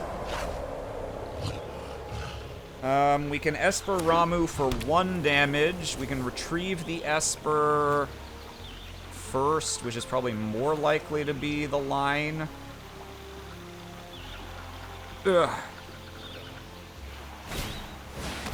Ooh. Yeah, that's pretty scary. So, we're gonna retrieve the Esper and stun that down with Ultros, for sure. Ugh. Get out of here. 2 damage.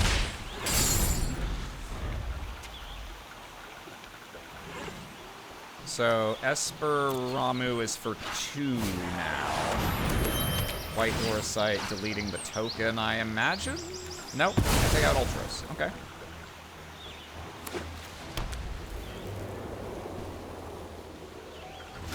Unfortunately, we don't have any targets for Choco Comet this turn. Okay, so whenever it deals combat damage to a player, he gets this back. I mean, he can get it back already with this, but...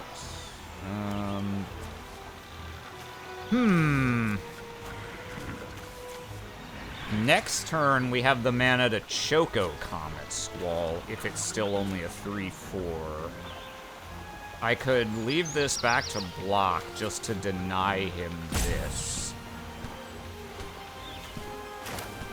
It's not a... It doesn't feel great blocking a 3/4 with a 3. Then again, it is a double striker.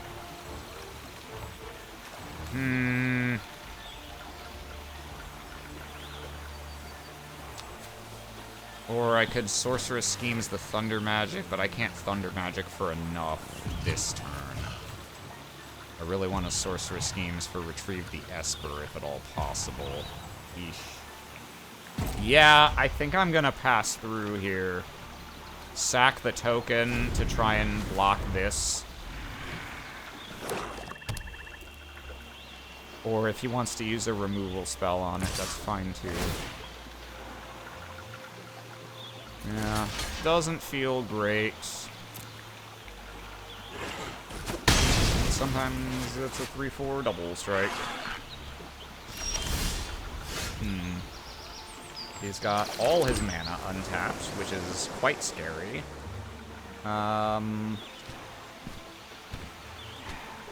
Man. If this doesn't work... He's only got 1 card in hand. I have to go for it. Tell me that's not a thing that does anything, please. I guess if it is, I still get a bird. Well, thank Christ. Okay. If he had, like, the +2/+2 thing in response to that, I'd be real fucking sad. You can get it back with Phoenix down, but only once.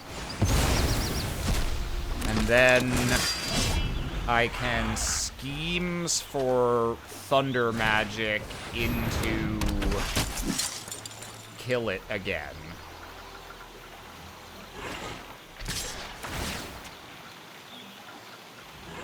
Yeah, we'll do this.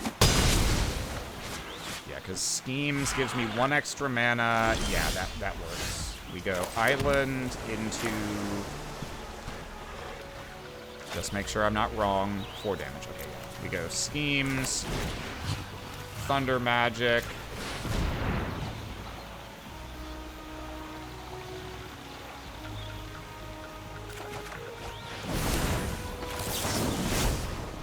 Thunder magic. Please stay dead this time, sir.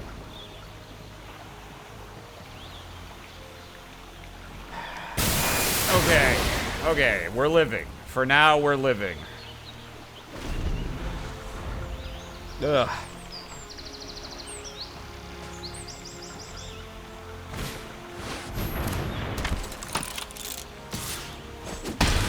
For artifact creatures and heroes. Okay, he's mostly just a 4/4, so I'm not. Oh, that's the answer I would have liked. All right, it's okay.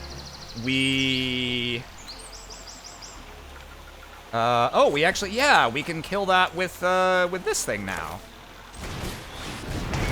Ain't that a beating? Bazort. Oh, we're online now, baby. This is the game we want to be playing.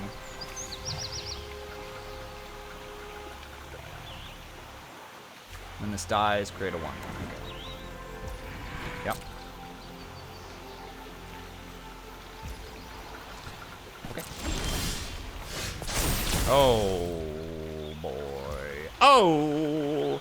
Oh! Okay. Yeah, let's go to combat.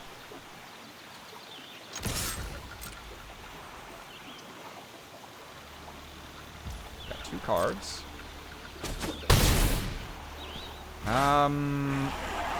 It's probably a little greedy to not just flash this back right now.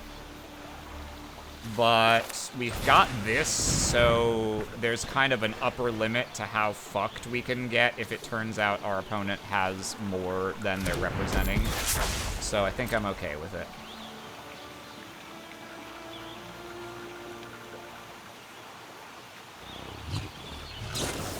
Removal spell.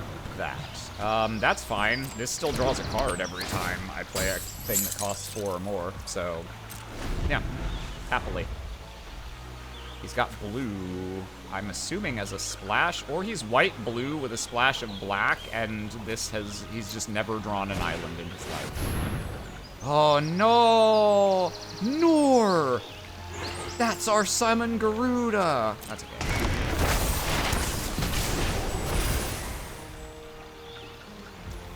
Oh. Sure. Hell yeah. I mean, I'd like to keep the Shantoto and draw cards off of it, but if he had to use 2 cards to get rid of that, absolutely fine with that. Yeah. Do I want to tap that down?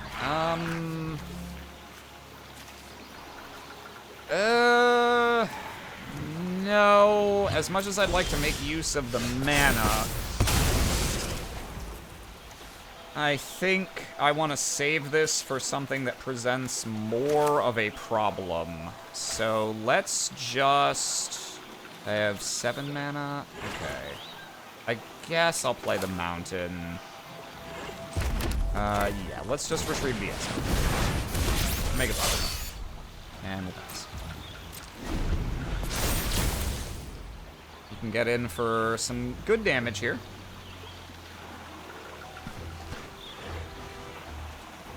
You have to be a little careful still. Okay. So he will be able to sack that off to get cards. Unless I tap it down forever. Ooh. Sad that he has no equipment right now. Let's see. If I Sorceress's Schemes... I get a red mana that I can then use to play this. I think I tap this down. It's not good for my life total, unfortunately. Another target creature you control. This is going away, so he's presumably keeping it back to block. Okay, let's just go to combat for now. We'll attack. Yeah, this is going away at the start of this next turn. Okay, yeah, he's just gonna jump. Okay, so I'm actually not under very much pressure for life right now. Let Sorceress's Schemes. We're gonna get back this. And then we're going to stick this man in a box so he doesn't get to draw cards.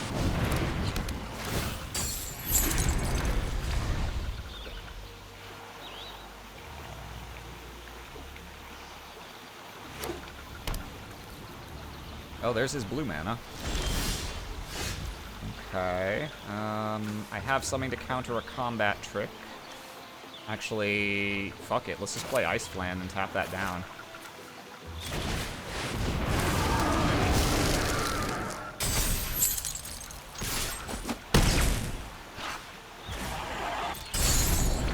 We managed to ride the train all the way to Resource Town, baby.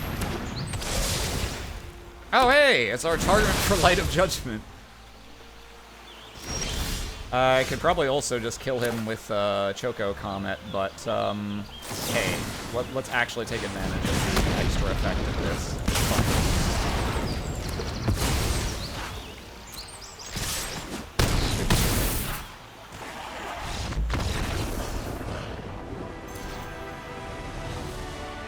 These summons, I will admit I forgot that they go away as soon as they hit 3 and not afterward. So my my Ramu went away a turn earlier than I was anticipating, but then his Garuda also went away a turn earlier than I was originally thinking I was gonna have to deal with. Cue cutscene. Ha! Titch! Not bad, kid, but I was only playing with my dick, and I can only type at 3 words per minute.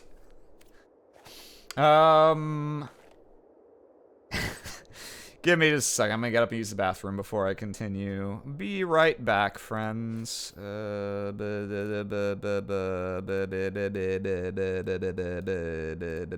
we go. No, hang on. There we go.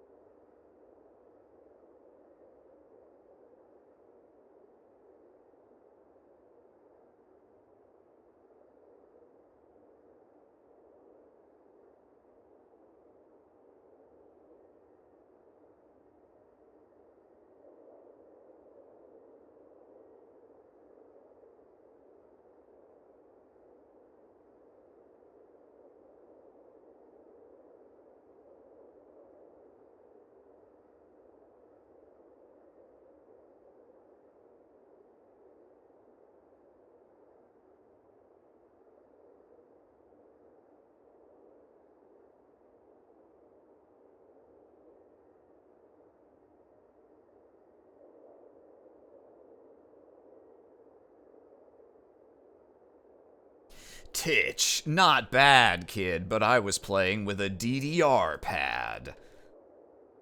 I couldn't even select half the cards in my hand. Let's see, we want that, and then this window. Ah.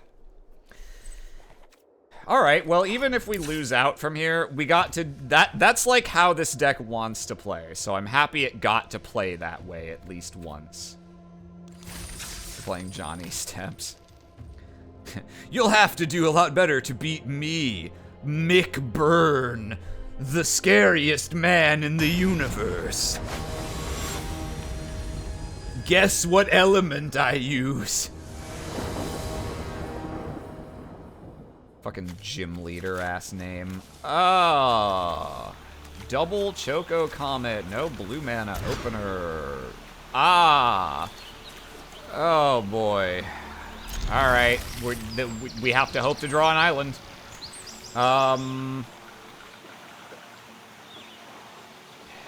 Yeah, maybe I could have put a mountain back since we need the island in. Well, we found it. Okay. White green. Ooh, nice. Princess of Valley. 2/2 lifelink. When it attacks, you can. Oh, that's awesome. That's a fun little combo piece. That's not the card I'm trying to play.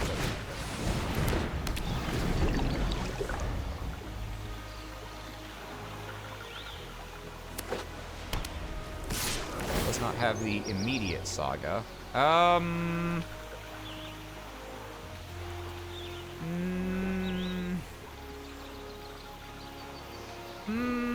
Actually, yeah, I'll offer the trade if he wants it, or I'll let him use a combat trick here. Okay. Pretty aggressive. So the ideal would be Shantoto into Warrior's Sword. This is a little safer.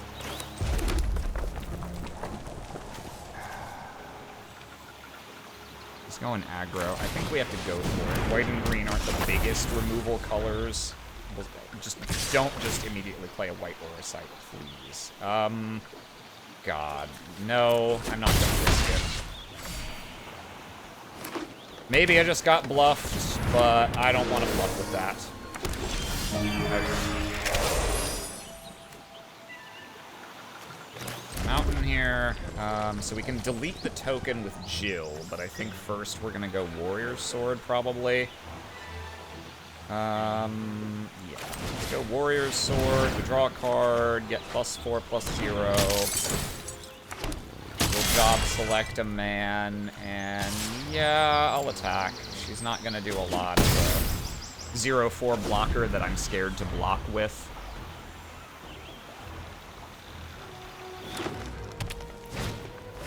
Regalia! Ooh, he can crew that. Pretty nice. Crew with the guy? Crew with the Gauntlet. Okay. Yeah.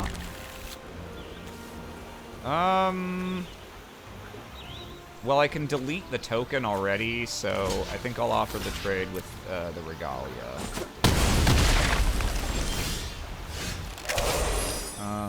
Don't have the double blue for Y'shtola, unfortunately. I think here we just Jill the token out of existence. This costs to equip 6, so we can equip it. Unfortunately. I don't have the double blue to transform this either. That equips for 5. Okay. Yeah. Yeah, we delete the token. That's the play we need for tempo purposes. And we do not attack.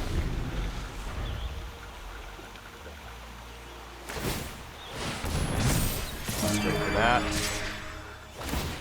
Get some good life linkery. Well, you're tapped out, sir, so this time I will be blocking your Dwarven Castle Guard. And I'm afraid I'm just gonna have to take it. Okay, that helps. That helps incalculably much. Yeah, I think I'm gonna keep this mountain in hand for now. For Mountain. And we're going to, actually, no, I have to do it now. Even though it's unfortunate that he'll just be able to move the bow to the castle guard, I want to keep blue mana up. We're gonna do that. And go to combat, and we'll attack. Play the mountain. I'm not even sure if attacking is right. Possibly I should leave it. Okay. Just gonna do that and play what? Okay. Okay. Ooh, that's a great time to draw light. Oh my god. Holy shit, that's good here. Oh boy. Okay. 1, 2, 3, 4, 5. I can't do both of these, unfortunately.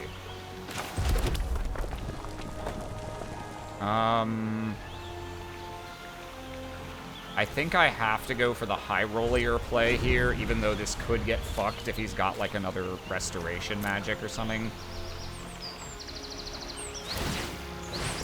Okay, he's gonna be smart. He's not gonna put them on the same things. Yeah, go to attackers. Swings with all. Yeah, that's fine. So we're gonna Light of Judgment this. Draw, bump, Kill, destroy the barb's bow. Create a 1/1. And I'm gonna block like so. Take.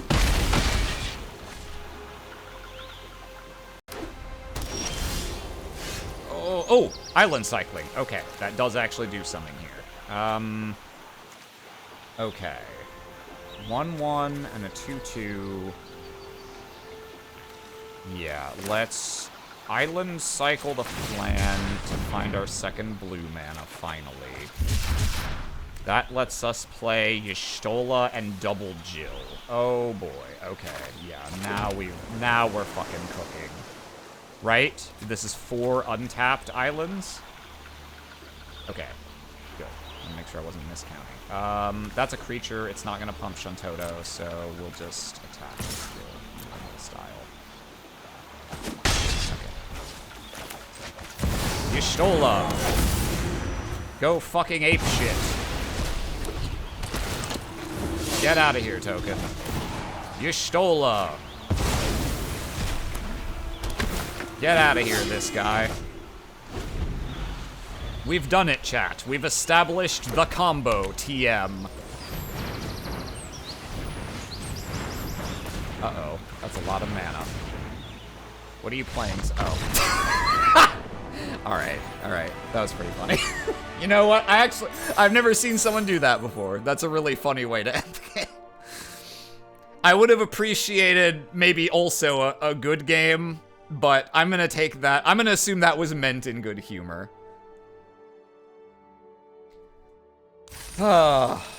Okay. We did the funny thing. We did the Y'shtola combo. We validated our first pack, second pick. And Jill's probably the strongest thing we can do with that, other than maybe this guy if we have a high number for Judgment Bolt. I guess Ice Flan is also really strong with that, but yeah. Oh, man. Whew. Alright, that was funny. That was enjoyable.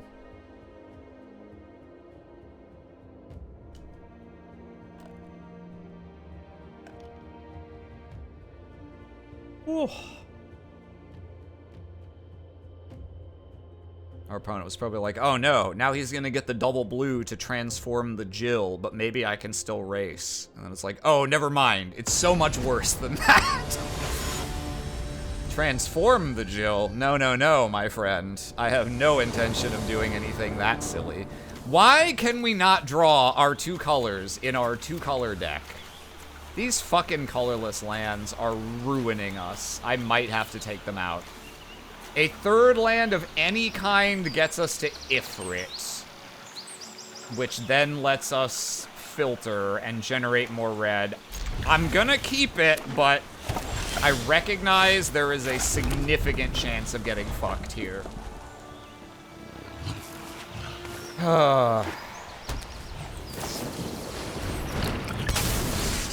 But sir, you could have cast that on my end step, like a tricky Dickens. Alright, well, we weren't punished this time.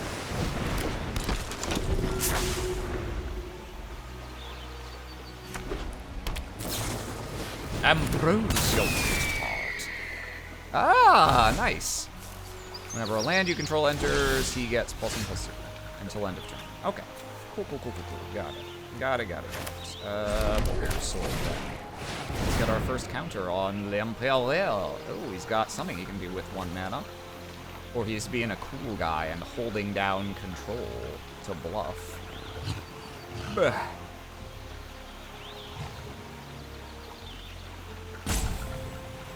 Or he, like all those before him, has gone AFK. Okay.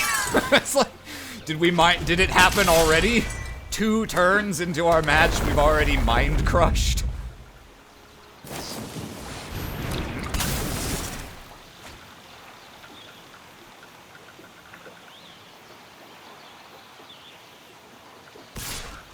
Yeah, that's fine.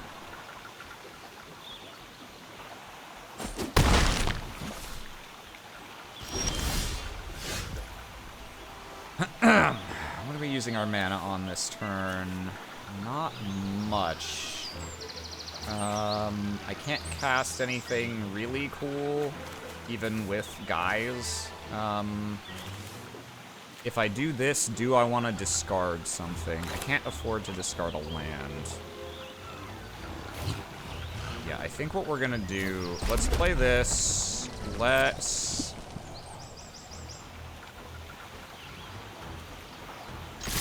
attack.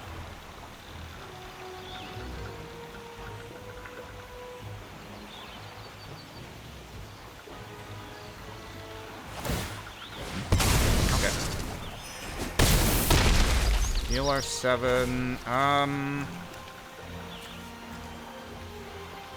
Could just go... Yeah, I think I'm just gonna go Dragon here. There's nothing I especially want to discard. Getting this online faster would give me the extra red to get to travel mana, which would be nice, admittedly.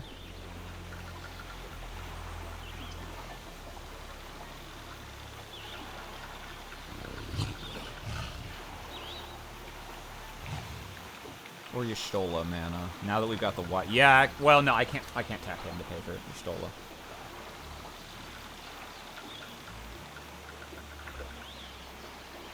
Also, I can move the sword to my flyer if it lives with another land.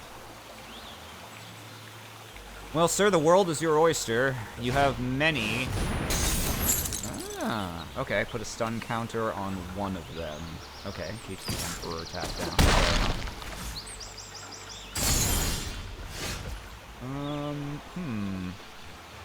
Do I want to island cycle that? Maybe. That leaves me 3 mana after I play the island. What would I discard? But if I do that, I don't... then... I'm giving up Y'shtola combos if I do that, but I guess I've already got a very good Y'shtola combo. Nothing I do matters pre-combat, so let's go to combat first while we've got untapped mana. And then...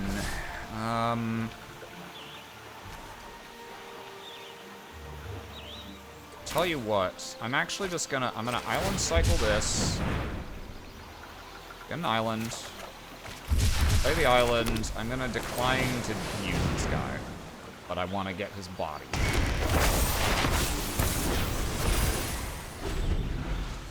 I like the 3 cards in my hand.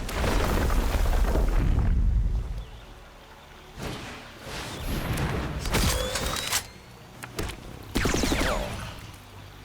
+2/+2 for each artifact you control as an artificer. Pretty nice. Now I think I can discard this island, actually.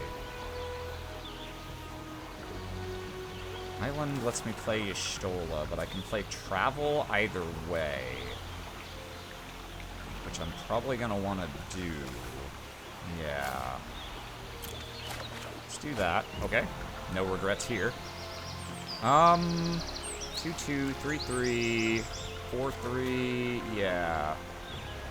And pretty much know what we're doing with our mana, right?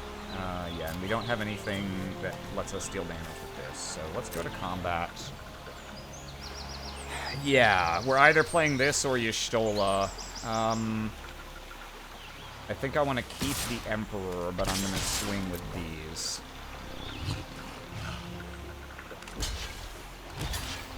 Totally fine with that. Is he gonna do something to try and make something, like, indestructible? Okay. Fair enough. Fair enough. So this can get bigger. It doesn't have any other abilities. Let's... yeah, I think we're just gonna Y'shtola the Dragon's Wyvern and make 2 1/1s.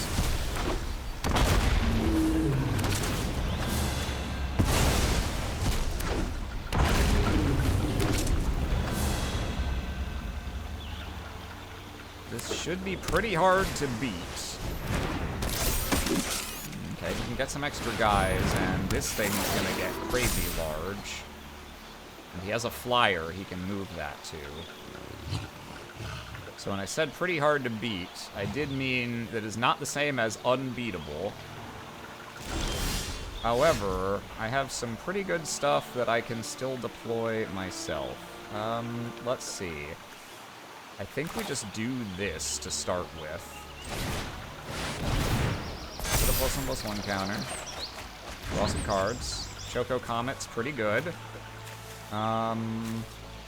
Let's see. Yeah, he's at 7, so he's just dead to Choco Comet. Next turn, actually. We just have to live here. So I think we just hang out. I don't have any good attacks.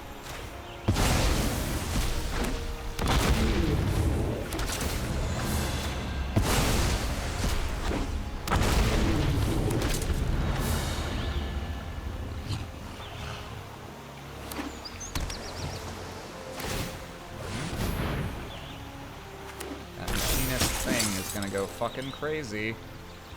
Costs 4 to move it to the aerial unit. So he probably... okay, yeah, he's had enough of that shit. But that means he's guaranteed dead. There's no way he can kill me this turn, and there's nothing you can do about the Choco Comet.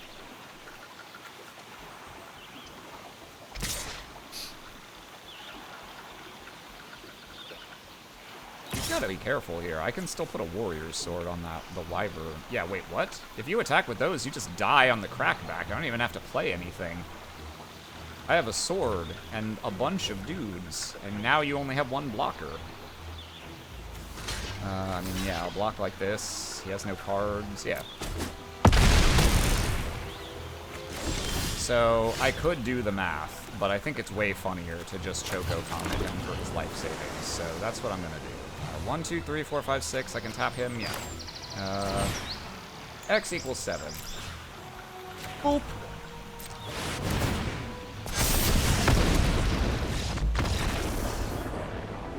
But for the record, let's see. He blocks this. He takes 4. Yeah, no, he was just dead to equip this swing all. That was not. It's not the most heads-up play from our opponent there.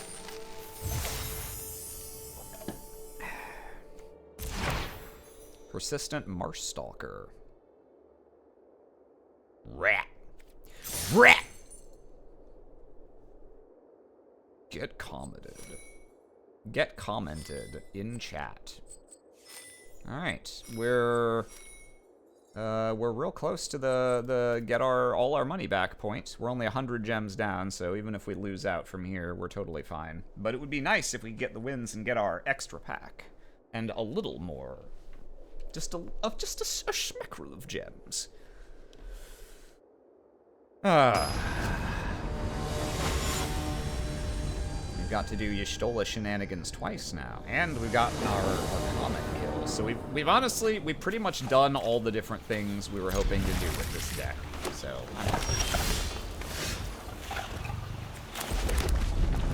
We'll bluff the thunder magic by going full control here.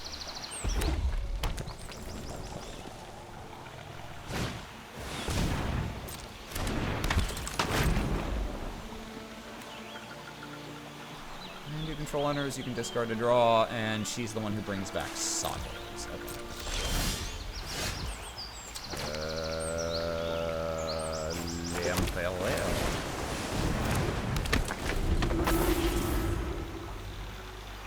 Don't have a lot to trigger our things with this time. Whenever a land you control enters, creature you control, and at 7 mana it becomes a boost. Pretty good.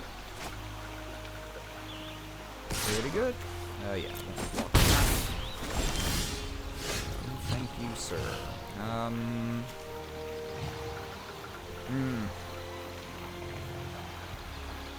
Not quite sure how we want to sequence here.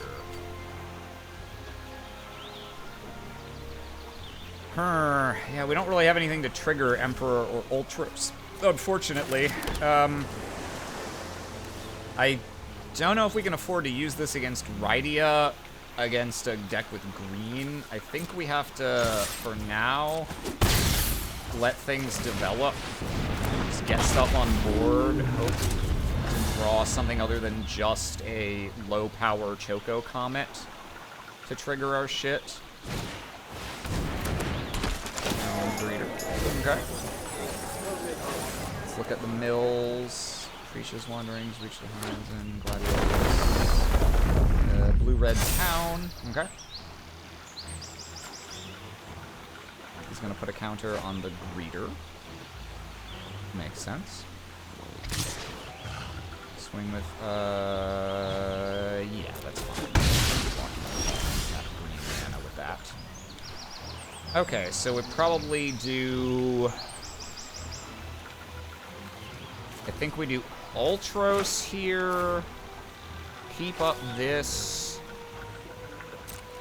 Yeah, we're drawing a lot of lands, unfortunately. We really need to draw some action. If we had, like, Retrieve the Esper here, that'd be great. Let's tap like this. Play Ultros.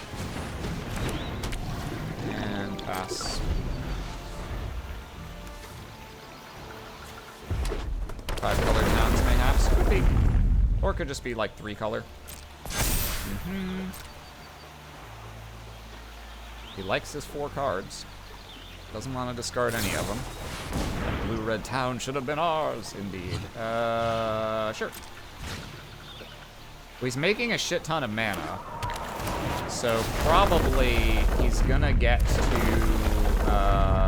yeah. Counter on him, that's fine. Search for, okay, yeah. When it's put into play, yeah, put a thing.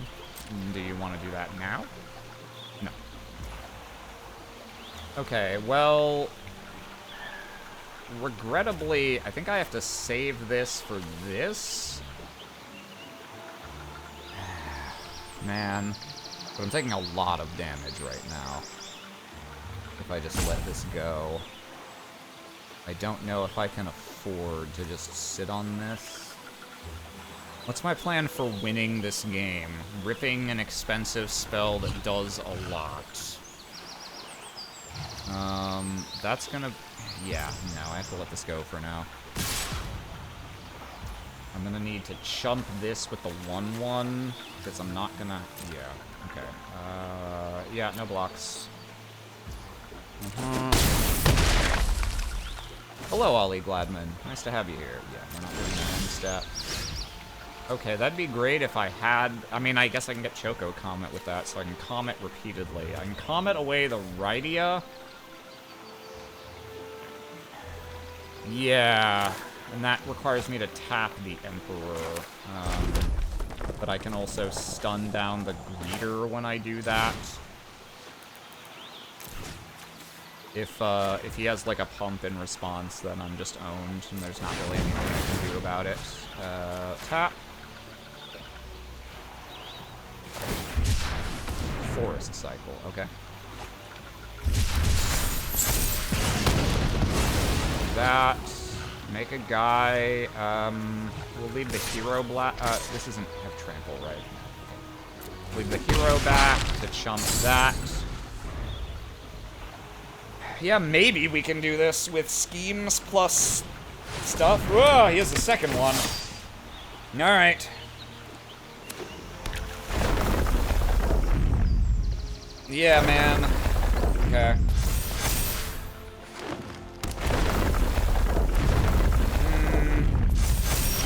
Okay. So, he's putting the counters on this. Next turn, he can tap big mana. This die doesn't have trample. Whenever a land you control enters... He just put a bunch of lands into play, so I don't know how many he'll have on his next turn.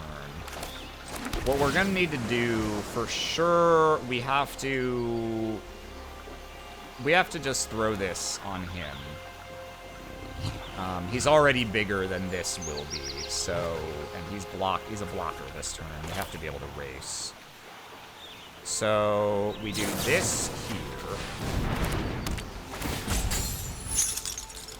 And, shit, I need to do that in the other order.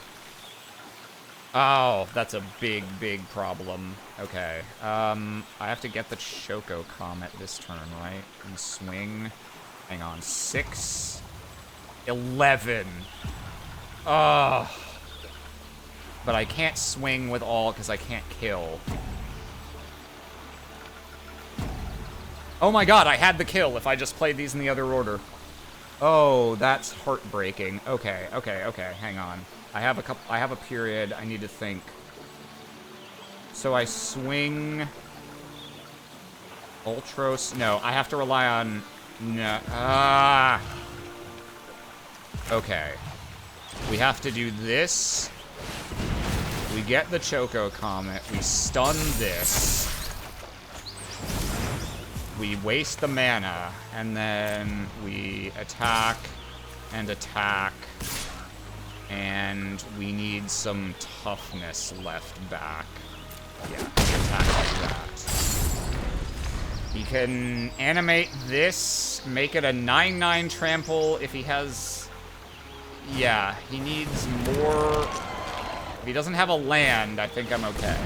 Okay, that gets a land, but then he can't also animate this. Okay, Jesus. Okay. Cool. That's scary as fuck. But we managed to race, just barely. Unless that last card does everything. Oh? Oh? He's looking. Is it a Choco kick?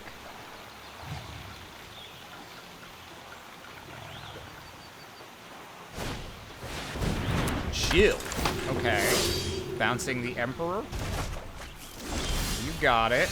So I can... Okay, because I have the land, I'm still okay. I can attack... I can fly over for 2. None of these have reach, right? Okay, yeah. I fly over for 2, Comet for 5. Okay, simple as. Doop. Deep. Dop.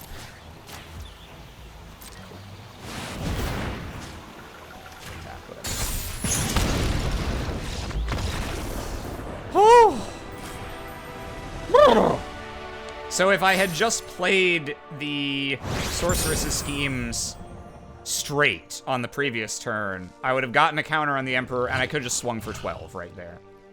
I did not read the board properly before. And then I could have also used that mana to cast the tap down without having to tap the Emperor for mana. So that was almost a throw. Almost a throw, but we had just enough with the Meteor in hand. And he didn't have the land he needed to try and trample us to death there. He would have needed land... Yeah, he would have needed several things to trample us to death here, and he didn't have all of them. Man. Drawing lands. Not possible. Can't be done. If I get a 3rd mana, I can play this. It has to be real early in my deck. Ah, fuck it. We've got the wins we need.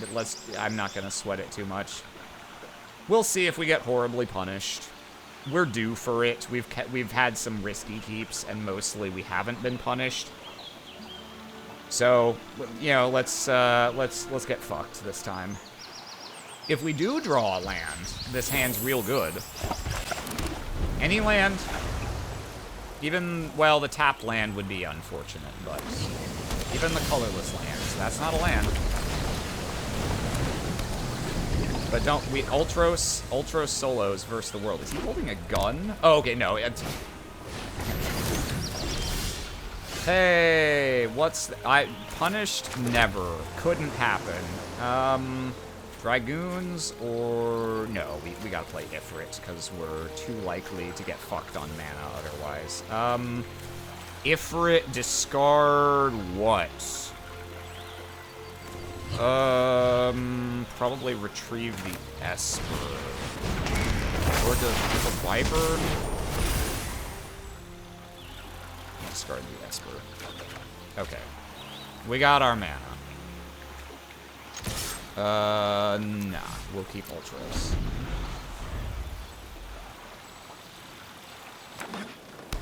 We'll call the Mountain Chocobo. We should be fine. We can get some taps going. some stuns. We got our warrior's sword. Eventually, we curve up to flashback on this and retrieve the Esper, so we've got a nice solid thing. We don't have any removal, unfortunately. Okay. Yeah, that's not the end of the world. Okay. This into Mountain Chocobo to guarantee a... Well, actually, I've got a land already. Yeah, we'll go Warrior's Sword. Tap that. Let's go, go, go. Lag, lag, lag. There we go. Good things come to those who mulligan irresponsibly. Those who have watched Gathering Cards know that I am a greedy Gus when it comes to mulligans. Gigantic. As long as you control 7 or more lands, this creature gets +2/+2. Pretty neat. Okay. Let's see. Well, we really, yeah, okay. I'm willing to offer the trade. I don't think he should take it. So, we're gonna go Shantoto first. It's not great for curve, but it's a ton of advantage if it sticks. He's used a Chocobo kick, so maybe he doesn't have another one. You don't know. It could happen. Nope. Looks like she's dying. Alright, well. If he has to tap out for it, that's not the worst thing that's ever been done. Ooh. I could go big retrieve the Esper immediately. I think that's probably what I do. Yeah. Let's do this. Stun that down.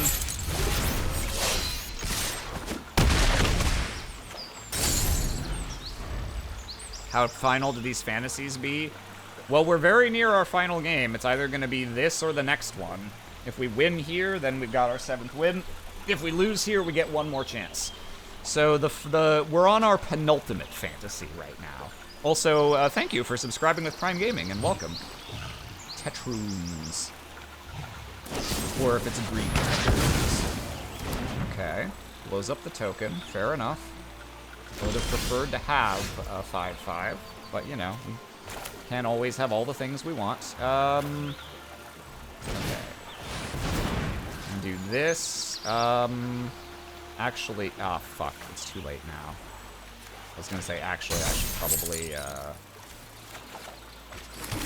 stun the Toad again, because I can Jill the token, but that's okay. I can Jill the token next. We actually had a pretty aggressive draw there for this deck. And all thanks to my greedy fucking keep. In many universes, we missed our 3rd land drop and did nothing and died in that game. But not in this one, chat. Not in this one. Aram locked in so hard, he's actuallying himself. Well, actually, Mr. Lucas, you'll find the physics involved in both lightsabers and pod racing are patently absurd.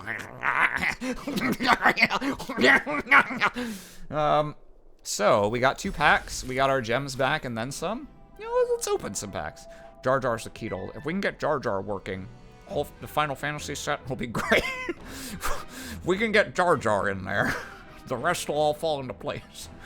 Give me Cloud Strife, Jango Fett, and Glup Shido. There's a solid mana curve. We're looking to build our way up to the Emperor of Palamecia, who in my universes beyond special cards that only I own is Palpatine. It's alternate art they made just for me. Let's open some packs. Why not? We've earned it. Emperor of Palpaticia. Blue-Black Town. X-Death. We got a double rare. Ooh, one of the bonus sheet cards. This is Azusa, Lost But Seeking. Not really especially good by modern standards, but you know, she exists.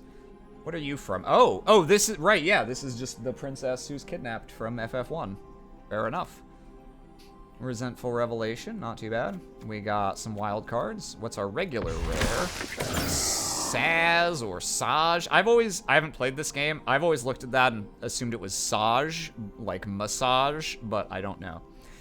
Yeah, he's crazy. This guy is so fucking absurd with birds. And even without birds, literally you get a land, and he just immediately attacks as a 5/5, and then like a 9/9, or actually a... No, yeah, not... Yeah, no, he's fucking insane. So, someone correct my pronunciation. The best character from 13? Wouldn't know, but he looks neat. I like his little guy. I do like a big guy with a little guy. Oh, a double rare pack again. I'm being even more rewarded for my poor decision making. This was the card I wanted so bad. We never really got badly punished for not having this. I guess the guy we faced who had a bunch of job equips and was making like tokens and those dwarf guys, this would have been good there. Other than that, we didn't suffer as badly as I thought for not having this, but this is the card I would have most wanted to add to our deck. Ah, Noctis Lucas Coelum, or Calum. All creatures gain trample. Is this like a grown-up version of the main guy from 15, or is this like his father, who was like king before, or whatever? I don't know the plot, but I'm assuming. I'm inferring. 5/5, he does a bunch of bullshit. Time skip, ah, gotcha, gotcha. He looks a little like Thancred with a mustache. So honestly, kind of just like hotter Thancred. Machinist's Arsenal, ah, yeah. This would have cooked us pretty good if we hadn't had our crazy Y'shtola loop already online. This isn't Thancred. This isn't Thancred. I'm leaving.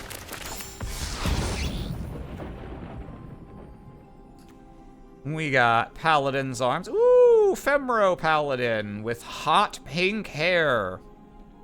That's nice. And yeah, this is one of those hero tokens that I look at and like, no shot that isn't just someone on the dev team's Warrior of Light. Let's see. Yep, Dwarven Castle Guard, we know. Freya Crescent. Freya Crescent. Buttery and layered. Syncopate. Woo! Raubon. 2/2 ward. When he attacks, stick a thing on a man. Took an in-game screenshot, no doubt. Yeah. It's definitely painted, but yes, it does almost have a screenshot quality to it because of how painstakingly, faithfully recreated, like, the hair is and, like, the outfit, the model. I'm like, okay, I know exactly what... That's the PvP casting top, or arms, rather. Like, yeah, I know. I can identify every individual thing that's going on here from 14. You're standing in the Ishgard Aetheryte Plaza. You got your Summoner Ifrit going on back there. You got your Dark Knight sword there.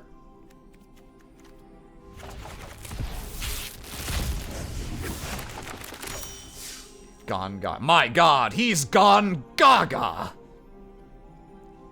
I do enjoy some of the flavor texts on these cards that are very, very obviously direct rips of in-game dialogue because they've got that specific, slightly stilted RPG dialogue translated quality.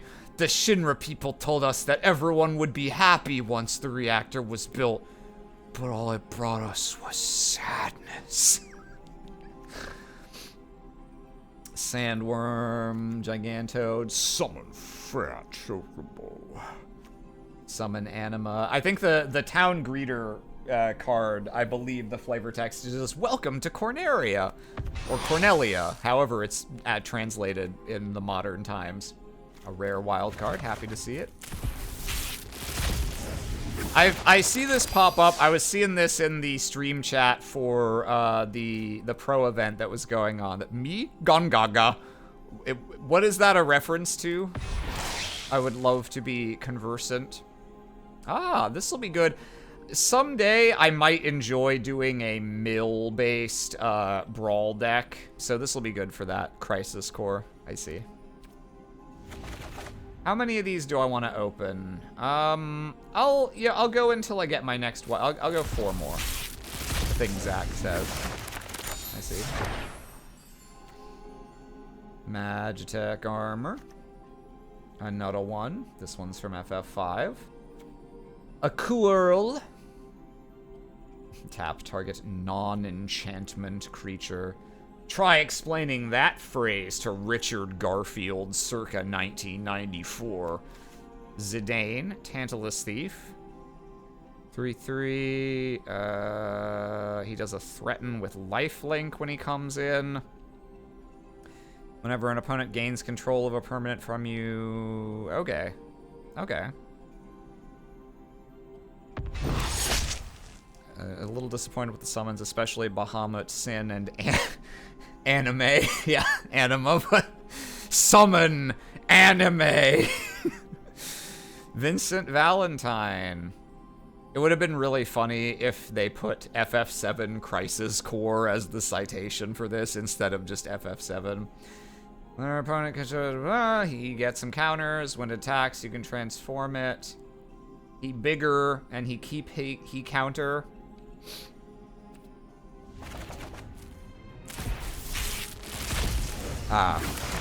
Me? Gone Gaga! Combat tutorial. Shinra reinforcements. The art style on this is weirdly, like manga-esque. Which I guess maybe makes sense. Well, I mean, there's a bunch of Japanese artists among these. Some of them draw, like here, a little closer to the standard style. It's kind of neat. Reach the horizon. Ooh, Balam Garden, Seed Academy. I know this because I played the first hour of FF8. Enters tapped. Taps for blue or green. 7, transform. Cost less for other towns. And become a big ship. Become big ship. Haven't played an MTG in many years. It's become incomprehensible to me at this point.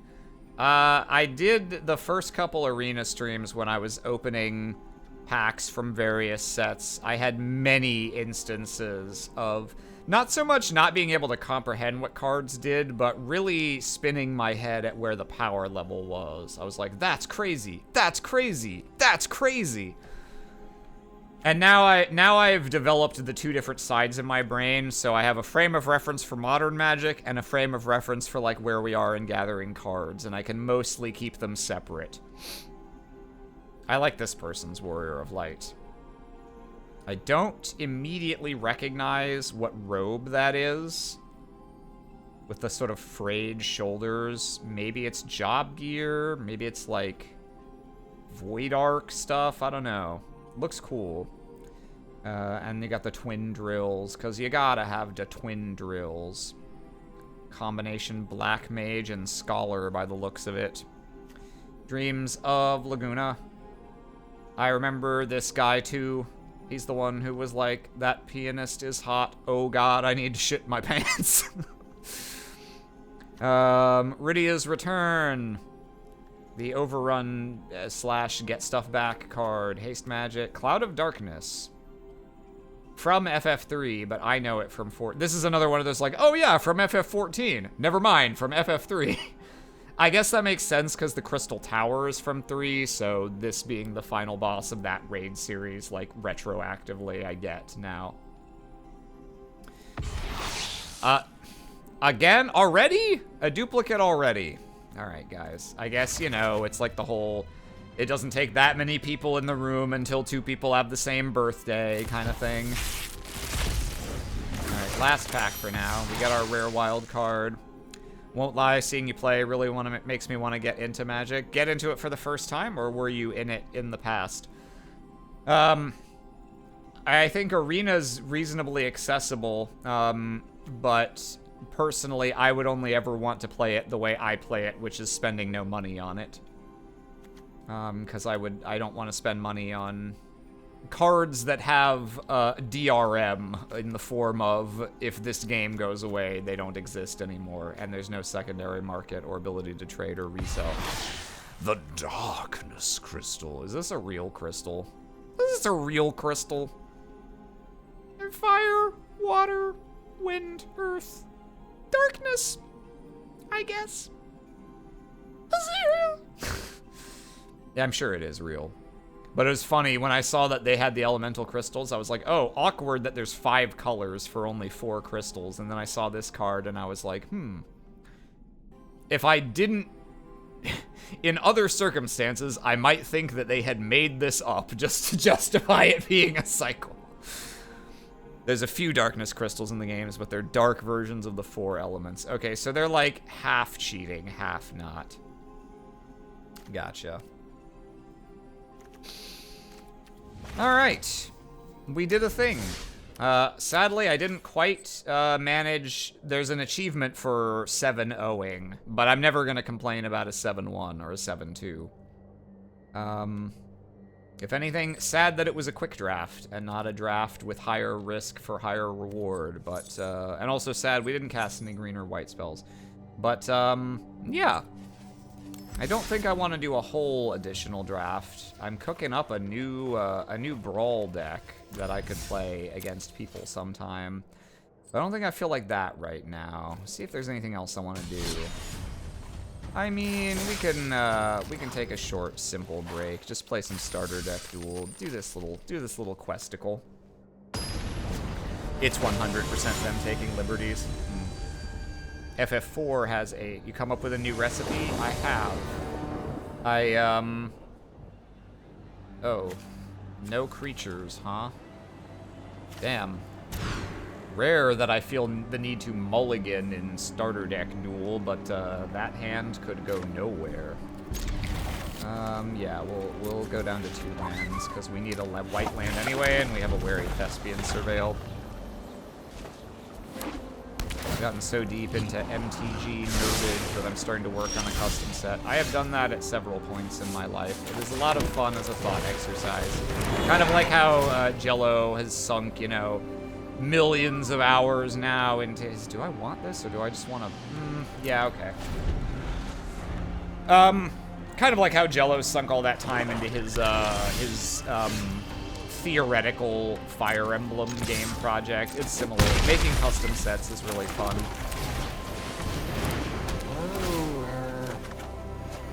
Okay. Happy to see a claws out.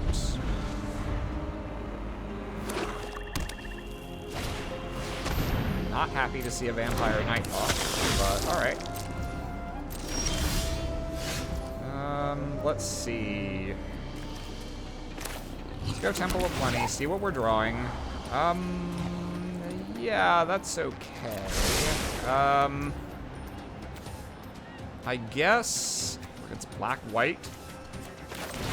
Yeah, we'll go Vanguard, gain the life from it, we'll swing in. It's pretty unlikely he'll want to trade here, yeah. And that's fine. If we're lucky, well, we'll see. A lot depends on when he plays this. Oh, geez. Okay. Well, that is admittedly going to be tricky to race, since that's 6 lifelink per turn. But it might just be possible. Okay, let's go to combat. We can get 6 back, so he at least is not net right. Then we go Good Fortune and Lions. And we can probably still kill with Claws Out Giant Growth if he doesn't build too big of a board or gain a bunch of extra life this turn. Pride Mate, sure. Take a 6. No, maybe we can't kill. Well, let's see, that's worth 10, 13. No, it looks like we actually have exactly enough. Or, well, he's still got an instant he can play, unfortunately. So we go for that. We swing all. What's he got at instant speed? Tribute to Hunger. That does fuck us a little, I think. We'll sack the... Oh, yeah, resolve. We'll sack it. Yep.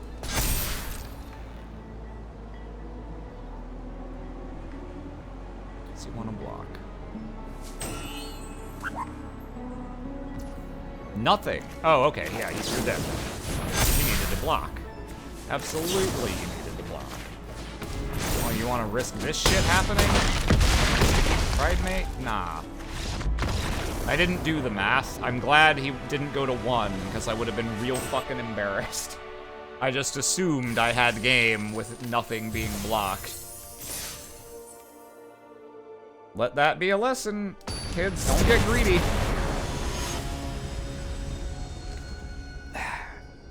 Would have clipped that. What are you doing? But you idiot, you fool. What do you think you're doing? He's alive and now I'm dead. I've wagered all and lost. Okay, we'll go ahead. This is not a great hand. We've only got 1 creature. We have a lot of non-creatures, but I think this can be okay. Oh, okay, yeah. We go this. Play our tap land. Okay, I'm a genius. Oh no! Very much that. Stab. Yep. Makes sense. Good fortune. Me when I tip my hat to the good fortune to you, unicorn. No! You don't like to see multiple stabs when you're playing a creature deck into a blue-black deck. That's pretty much like 90% of the game determinant. Does he have land bake into a pie? That'd be real funny. A 3rd one! Alright, that I have to giant growth. I have to keep something. 2 more stats. Stab number 4 and stab number 5. Just as Dr. Seuss drew it up. Oh no! Stab number 4 and stab number 5! They're real! Hang on. I think the only way we have a shot in this game is to hope he doesn't also have bake into a pie. We gotta just make this too big to kill with stab forever and hope that this can solo. If he has bake into a pie, alright. Alright, fair enough. I'm getting out of here. 4 stabs, bake into a pie? Come on, man. What do you want from me?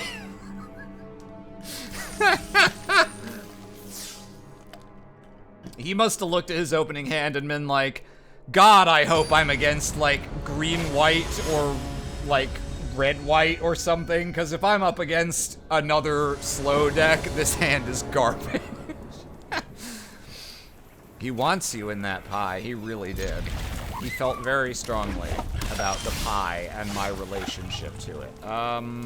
Let's scry looking for a 3rd land. Yeah, that's it.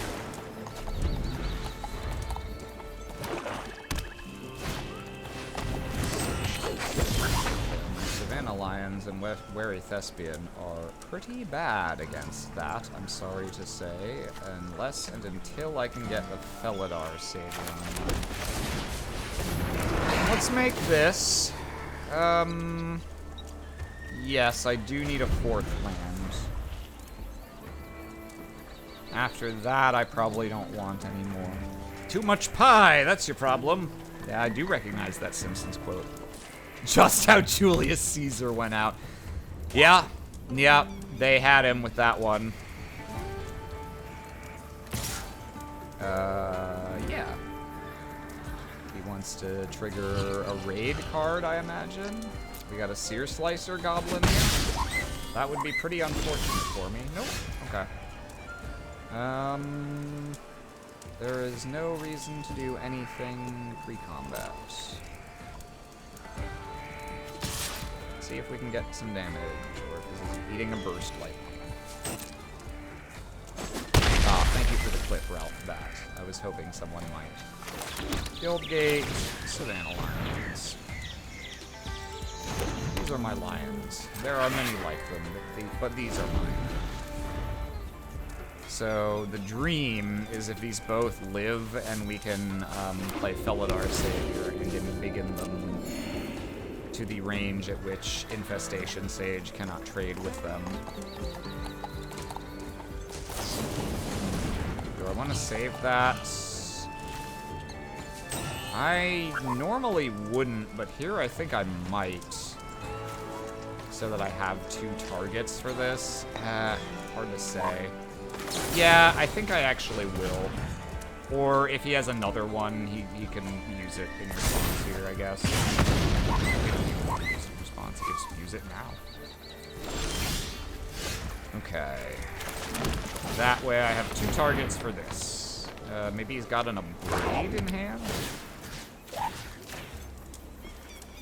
He's either got Abrade or Fake Your Own Death. I'm guessing it's Fake Your Own Death. In which case he will be able to trade with one, but that's okay. You'll die! The Felidar Savior. I think You'll Die is my last one previous one. Great, sure. Yeah, I'll keep that. Okay. I lose one of them. Yeah, that's fine. Why are you playing that free combat? You read your cards, sir. Please. I implore you. Read your cards, please. At home, read your cards. It will make your life so much easier.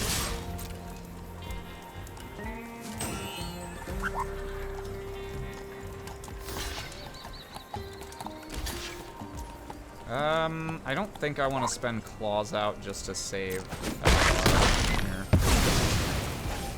Even though keeping my creatures alive to go wider with this is important. Okay. Oh, okay, so here's the thing. The red-black deck has exactly one copy of a card called Massacre Worm that just deletes our board and causes us to lose the game instantly, and I really have to hope he never draws it. Let's do this. And let's attack, and I'm not even gonna... nah, I'm fine. 2 trades with the Helpful Hunter, I guess. He'll take more damage that way.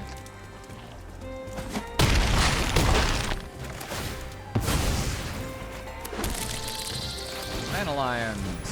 If he goes untapped, land Massacre Worm, then that's the game.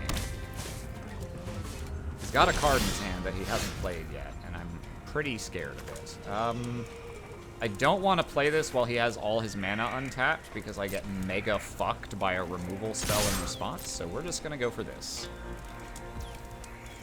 Can I kill with Claws out here? I have 9 damage.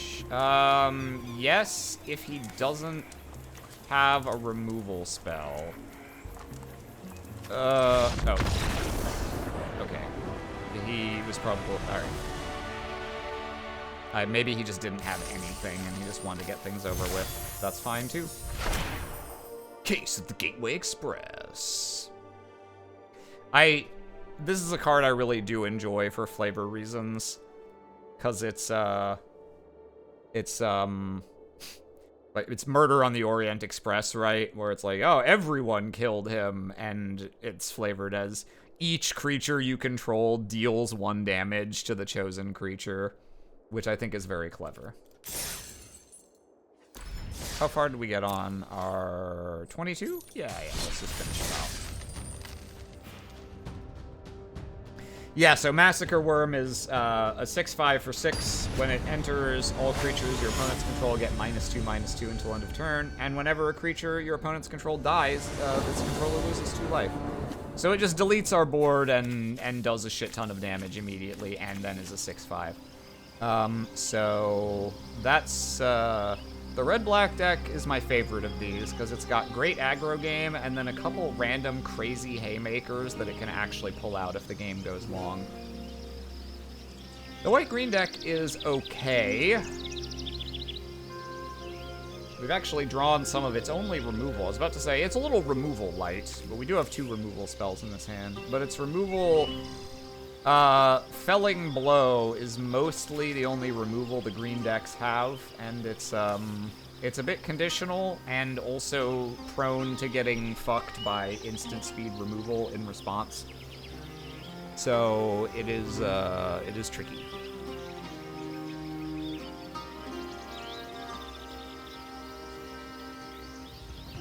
You'll die.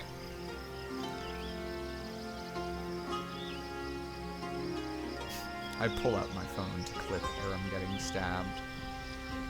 Looks like maybe we are gonna go full circle. Maybe our final opponent here is another AFK person, which actually would not help us at all because we need to play green and white cards to do the quest.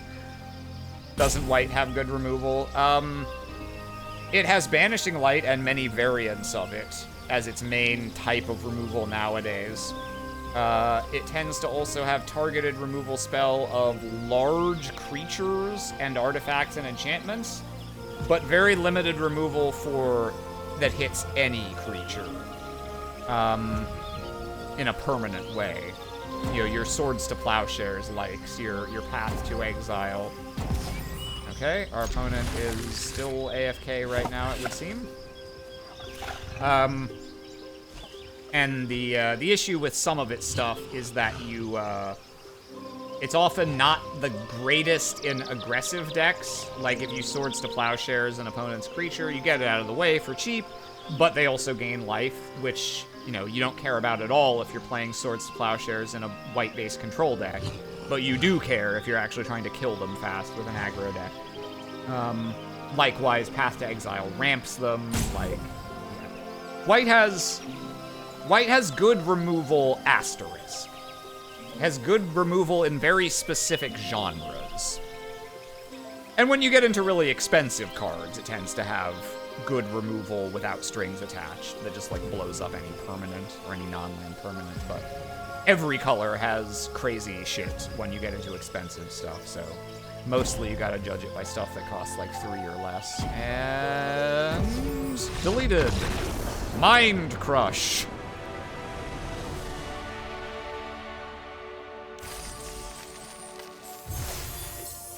Let's try again.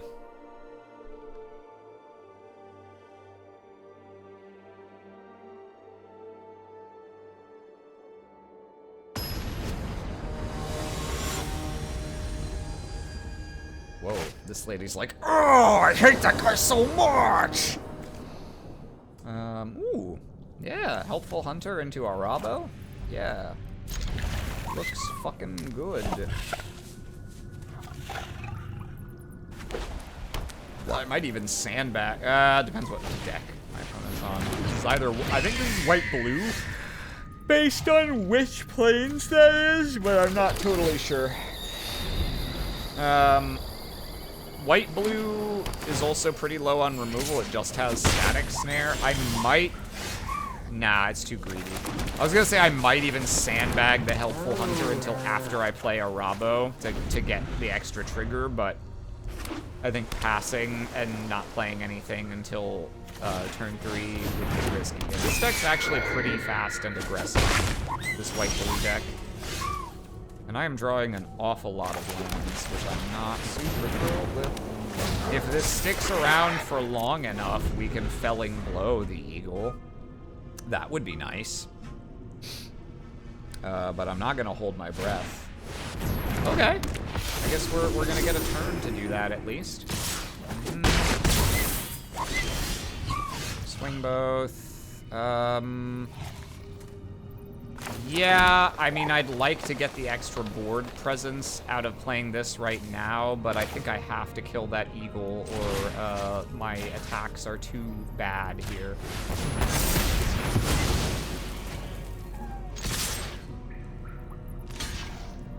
Oh, chump. Okay. I'm gonna assume this is a newer player, because I think that's not a very good block. You don't really want to give up board presence like this just to save 3 life. Gold vein pick. Okay, we probably are fine in this one now. That'll be a slight impediment, but not a lot of one. Let's play this. Draw. We make another cat. Oh, that, we can't play that this turn, but that's gonna be pretty fucking good when it happens. We swing all. I'm not gonna claws out just to kill an Aegis turtle. We'll save that for more creatures. Probably a ton of new Final Fantasy players. Yeah, I've been noticing that I feel like I'm playing against more inexperienced players in Starter Duel than usual lately. I mean, I guess that's the power of the Universes Beyond sets. That's why they keep printing them. Get a bunch of people who don't normally play Magic. I question, though, whether those people really stick around in a way that then... Oh, are you going to Stasis Snare? I think he is. He clicked that. He clicked... No. Oh. Okay. Well, alright. In that case, I have priority to do stuff first, so we're going to go... this. There's the Stasis. Okay. Yeah, there's nothing I can do about that. Although, if I draw a Banishing Light, I can Banishing Light and Stasis Snare and get my guy back, which would be pretty funny. I don't think it matters, but I'll put him on the turns. And am I claws outing? Nah, there's no way I can kill him this turn. So Vanguard to gain a life here. And we'll swing for 4. Okay. Losing a Rabo hurts a lot, but I've still got a pretty wide board to work with claws out. That's pretty good, though. Gaining a lot of life off the lifelink, too. I think the FF set is a better target than, say, the Walking Dead cards. That's... yes. Yes, you are correct. The Final Fantasy set is definitely... it's one of their better choices they've done. Okay. Not really any reason to think here. We don't have a game plan other than turn everything sideways, so we have to race flyers and lifelink. So we probably have to claws out here, even if it's not lethal. Probably he's gonna block something with the eagle? No? Okay, hang on. Can we kill here? We've got 4, 6, 8, plus 10. No, that's not quite lethal, so we just have to take our damage here. Oh god, he's got another Stasis Snare. Sure. He's gonna hit Savior. Okay.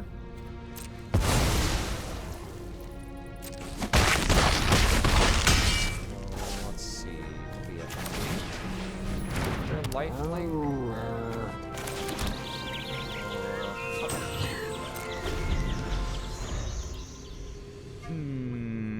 I probably can't win this race then, unfortunately. But just for the record, don't forget, I'd be like dead already if he had just kept that Overseer. On the other hand, I suppose if he had kept the Overseer and then played aggressively and not counted well, maybe I could have killed him. Anyway, I can't do anything about the flying attackers, so yeah, go ahead. Yeah, it seems like I have to draw something here.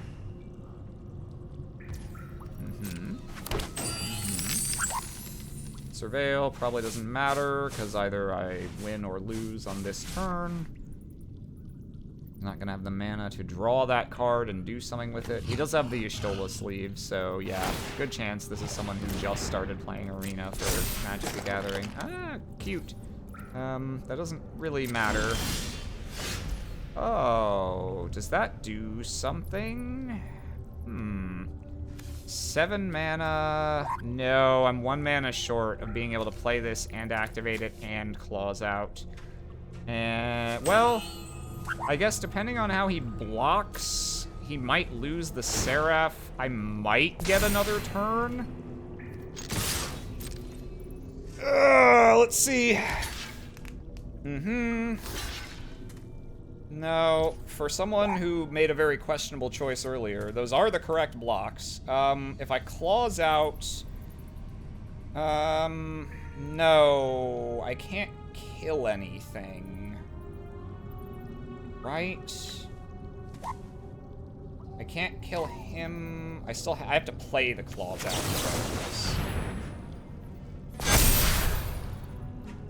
to save my 2 creatures. I think I should be dead. I should be dead here if he plays correctly with the pick. And if he does math correctly, I should die here. Okay, where are you putting it? Sure. Yes, he has done math correctly. Alright. Good game, sir. I should have just let those through. Let him have the satisfaction of beating me to death with the fun animation of them going tunk, tunk, tunk. But it's fine. We finished our quest. We got 10 wins between the starter deck duels and the thing. That's almost as deep as I've ever gone into the daily win rewards. Lovely. Lovely, lovely, lovely. Yeah. Yeah. A nice little opening schmingle. And I had fun in that one draft. I'm gonna have to draft more to see quite how I like it, but yeah, we got to make a fun red-blue 4+ mana deck and use all of our different little tricks. We got to kill someone with a comet. The only thing I am sad we didn't get to ether into double comet. That would have been fucking hilarious, and I was too much of a coward to put the ether in the end. But we got to do everything else. We got to do 2 sets of Y'shtola shenanigans. We got to comet to the dome for the win twice. Yeah. It was a good one. It was a good one. Had a great time watching you play. Thank you, Tetroons. And I believe this was your first time here, so thank you for stopping by. I'd love to see you around again if you like watching Magic, and I do stream other things on here as well. Oh, before I go, minor update, minor to moderate. So as you know, Twitch has killed off storing highlights almost entirely. You have a 100 gig storage limit for highlights now, which is not enough for the length of video that anyone has. Like back on Surprise Round RPG, we had to start putting stuff on YouTube there. So like Gathering Cards is there now. Oh, I had no idea. Oh, I see. Well, yeah, it came up big on the Surprise Round Discord because Surprise Round had, you know, thousands of hours of VODs. I am in process of doing the same. I'm setting up a second YouTube channel. I already have one that's my main channel that I put like voice acting stuff on. I decided I don't want them to be the same because I don't know that there's actually much overlap between the people who are gonna want either of those things. And I've been told anecdotally that having really different types of content on your channel with non-overlapping audiences apparently is really bad for the algorithm. Then again, that was of several years ago, and YouTube is nothing if not constantly fucking changing the algorithm in ways that no one can predict. Don't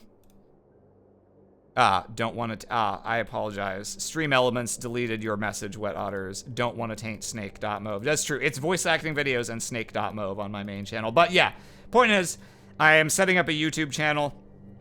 I will link it on my Blue Sky and in here and in Discords and things. I don't quite have it... well, I guess I can link it now. It has a video on it right now. In fact, that video is still set to unlisted right now. Whatever. I'll link it next time, when it's actually set up with anything of consequence. But yes, I'm gonna be putting my Twitch VODs on there. A bunch have already disappeared from here because they had to get cut down when the highlight change came in. Don't worry, I saved everything. I just gotta re-upload everything. It'll take a little while. And so nothing will be lost. And in the long term, I'm not gonna be creating highlights on here anymore. I'm just gonna have my broadcasts.